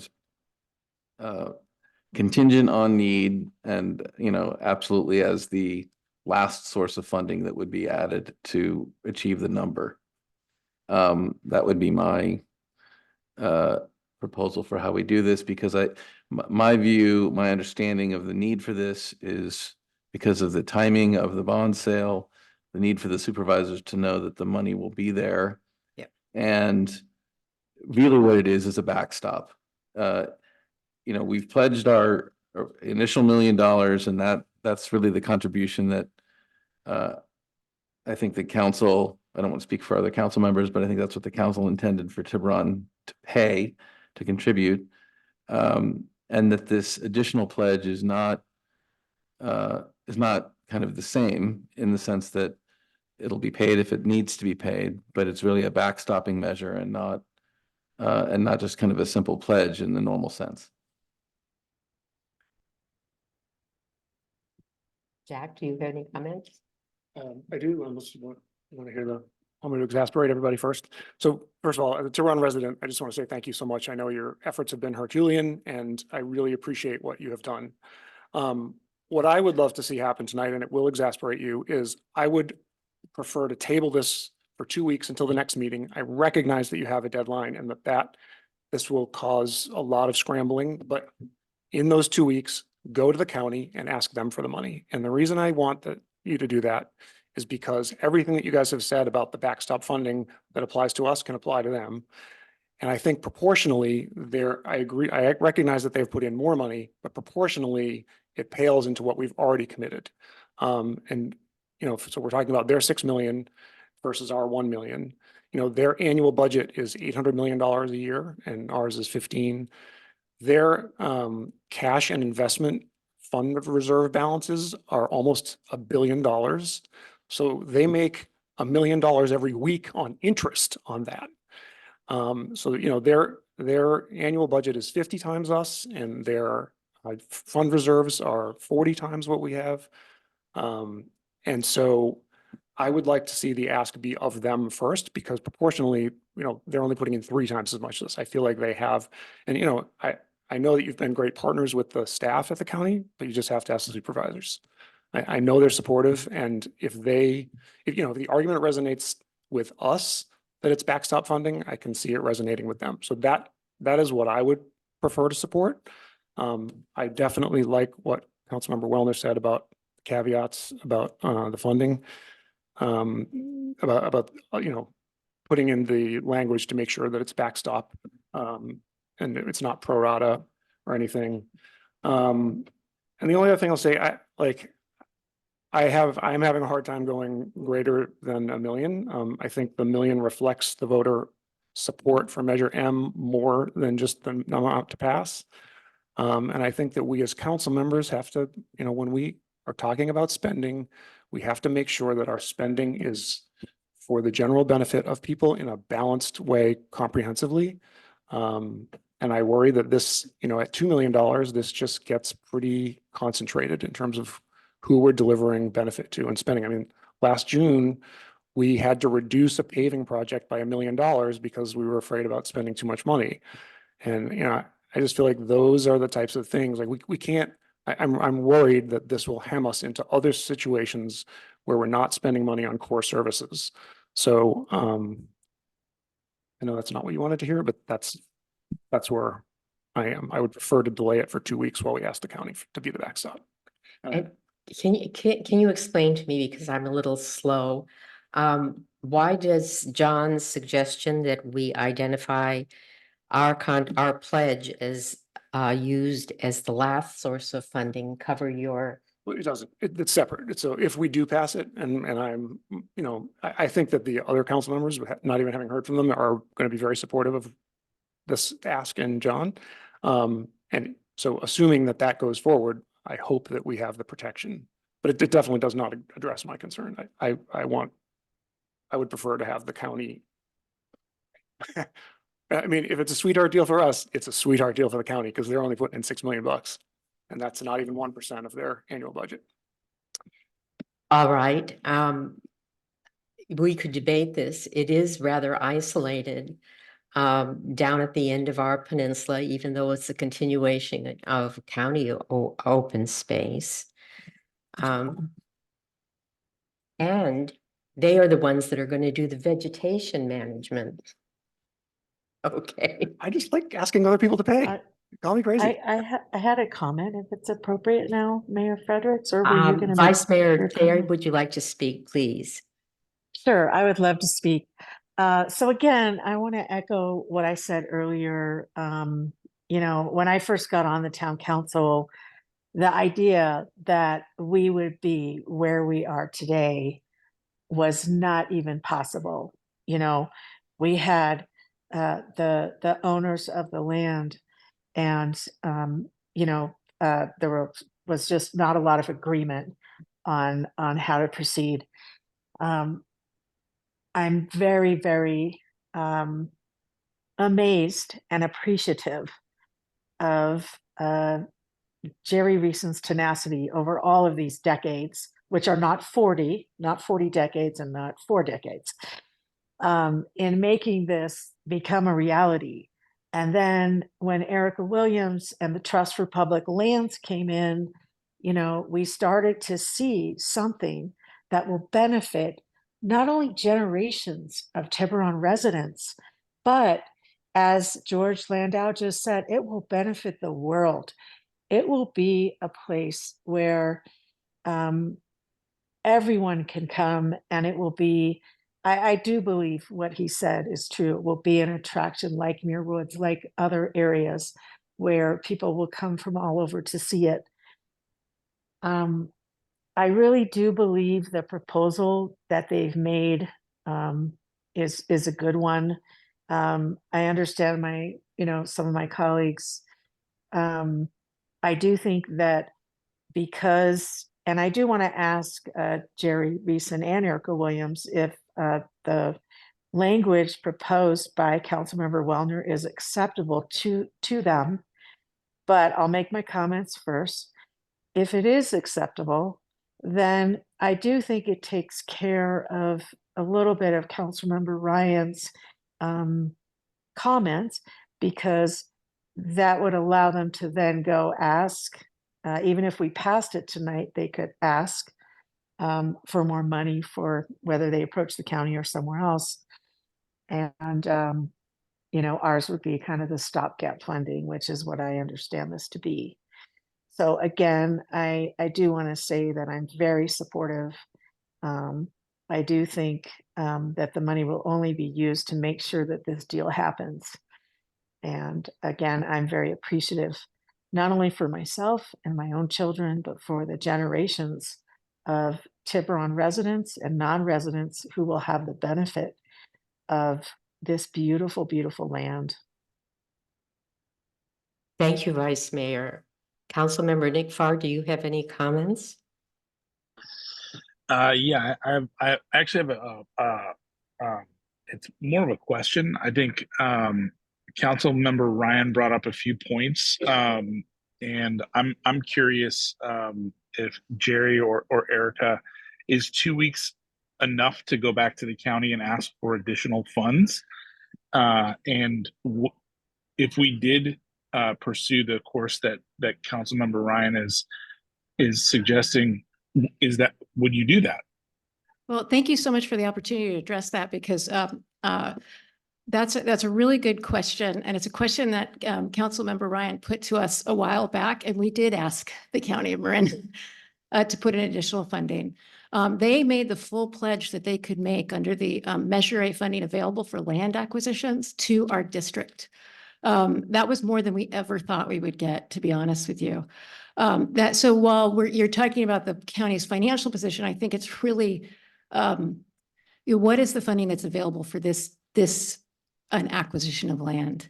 And I think it's we've had extensive conversations with the county about what's available. And of course, recognizing that they will be long-term stewards, and that they do have to think about the long-term management. Having managed a project, a property for 5 years that we didn't expect Trust for Public Land to own, it's actually quite costly.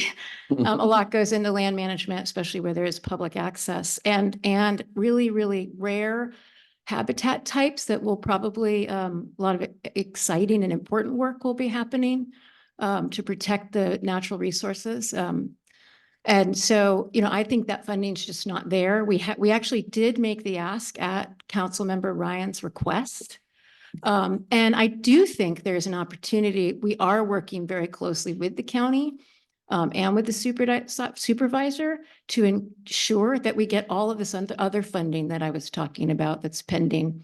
I think our time is better spent really working to bring in all of the state funding we can get than just making another ask that I will say the county did agree to put in to cover any gap that exists to really lock in this purchase price, which is, really covering for the bond outcome, the bond sale. And then my sort of part B was if we did continue this for 2 weeks, does that put anything at risk, or is it just sort of does it still fit with the timeline? Well, I think it does put the state funding at risk because there's a lot of time that goes in behind the scenes to work with all of our partners across the board. So right now I'm working very, very closely, very intensely with the state and the county of Marin to secure the full extent of the state funding. So I actually think in some ways, just to be perfectly honest, it would actually potentially affect my ability to effectively do that if we're kind of, especially since I sort of know the outcome as to the request of the county. I think, it's a really good question, and I completely understand the perspective, which is that this is really a valuable asset to Tiburon, but also to the county of Marin. But I just don't think it's the best use of our time in this limited time during this really critical phase. Which is why Jerry and I both really do support the conditional language, the language, adding language that makes it really clear to us and to everybody what your expectations are. So the language proposed by Councilmember Wellner would be something that you would accept? Yes. Okay, and also I did want to ask you a question. So I've done a lot of applications for grant funding and state funding, and one of the things that they really look for is local support. And I guess what I'm a little concerned about with waiting 2 weeks is that it could signal that maybe there's not local support. Yes. Is that a factor in these grants and funding that you're going for from the state? It's a really good question. It's so true that in fact, they are looking for local matches. Often the states will be looking for us to demonstrate that we have local support because they want to know that they're funding a project that the community wants to see happen. So I think it's always something that the state is looking to. And I would worry about the message that's sent if there's a sort of a lack of support. Having said that, I do think the community has demonstrated tremendous support already. I mean, we put in $1 million. That's support, Exactly. And the Yeah. taxpayers have voted overwhelmingly in support. And the state is very aware of that. And that's a big reason why we're seeing this opportunity for more state funding. I had one more quick question. So the way that I'm understanding the request tonight is that you're asking for it. However, it would not be spent unless you absolutely needed it. Is that correct? Yeah. And if we were to vote on this tonight and vote to support it, that does not preclude you or the team from trying to get more money from any source, including the county. Is that right? It doesn't preclude us from, we're continuing our fundraising. Okay. And our areas of focus right now are philanthropic funding and just securing the full extent of the state funding. Oh, okay, so waiting 2 weeks is not going to make a difference. You're still gonna do those same things Right. anyway. Okay, got Well, it. we'll do those things, you know, Jerry had said we'll continue fundraising. We probably won't continue fundraising through the last date of the closing. Um, but you know, we'll continue fundraising. Once we exercise the option, then we really are starting to focus on getting funding into escrow. We have a 60-day close with a 30-day extension. And there's, you know, as you can imagine with, you know, funding from so many different sources, we need to start, we're already starting to pull in our pledges, but we'll be doing work with the state controller's office to get the money into escrow. So our focus will shift for sure on, you know, pulling together all the funding, but we can continue to privately fundraise. You know, beyond the exercise date. Thank you. Are there any further? I think Jerry had comments? an add-on to what I said. Okay.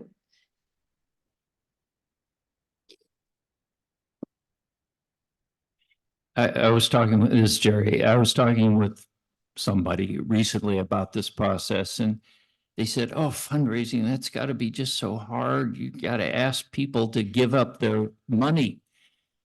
And if we're ever in that mode, we're not getting anywhere. The reality is, the challenge is letting people know about the project, getting somebody that can introduce you to that person. Those are the impediments. It's not people, you know, hanging onto their money. So what we're doing right now is I literally go to the PO box and checks come in, $5 checks, $10 checks. People now are getting it that we are really, really at the finish line, and people want to be in the team that won. They want to say, I contributed to that hunk of open space. So checks will continue to come in until somebody closes a gate somewhere. Thank you. Thank you. Are there any further comments from the council? So is it my turn? Did you want to make further comments? No. Nope. You know, I think we need to really realize this is a one-time opportunity. I really don't see a benefit in deferring for another 2 weeks. Early in 2000, Tom Graham and I were able to negotiate one of the members of the Martha family to agree that they would cut back and maybe only have 30-something houses up there. These are not ADUs. These are estate houses on a minimum of a ½ acre each.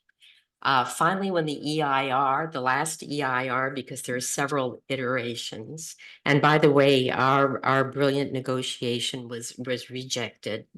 So we were still in danger, and the process went forward, and the last EIR approved 43 estate homes.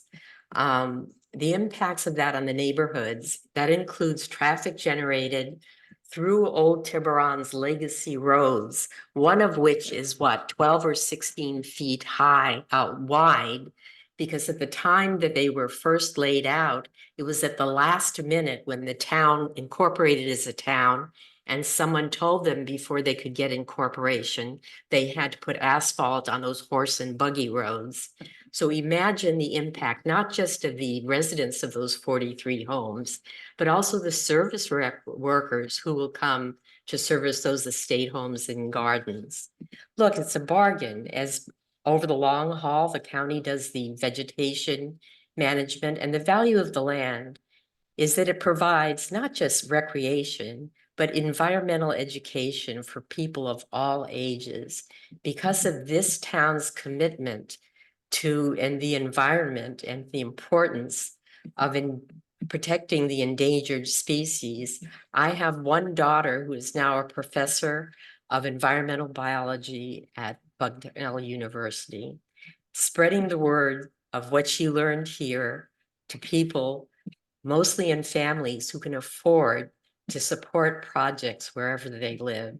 what you do is important in so many ways, and that includes protecting the extensive natural and resources that are identified in the EIR that would allow, had Jerry not negotiated this purchase, would have allowed 43 estate homes to put them in danger. So since John, as much as I would like to, had a brilliant amendment to the proposed motion, if he would like to make the motion and the council agrees. Sure. Let me make sure I have the initial proposed language up.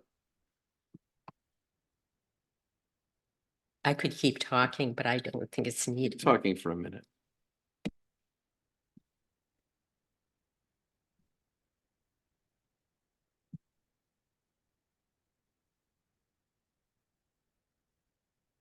Okay.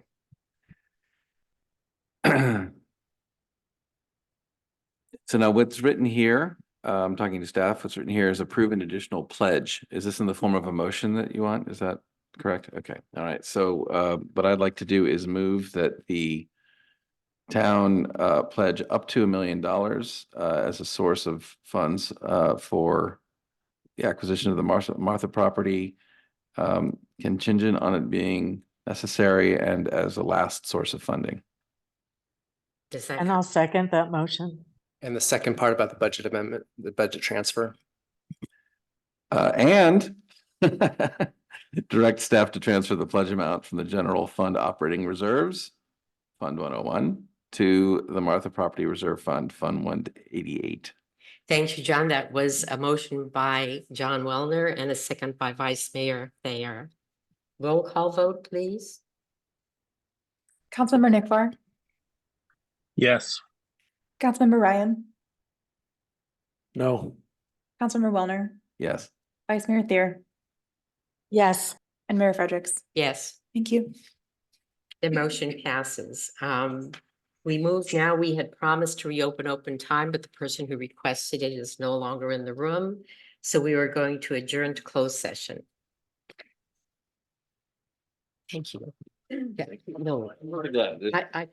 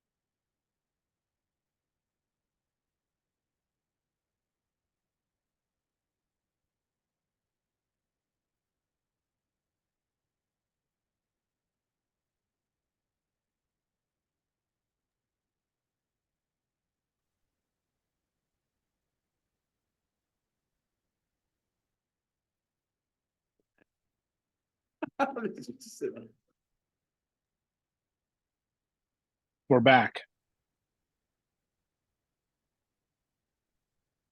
Yes, we are. Hello in New York. Are we all back? All right, we're back from closed session. I'd like to reopen the open session. Are there any town council reports? Let me first report out of closed session that we took no actionable. We met in closed session on one item and took no actions that required a report, and that concludes my statement. Thank you. And now I'll ask the town council report. And I'm hearing no offers. Town manager report. Just briefly, council, a reminder that I will be out of town starting tomorrow, returning on Tuesday, back to town hall on Wednesday. Thank you very much. If there are no objections, the meeting is adjourned.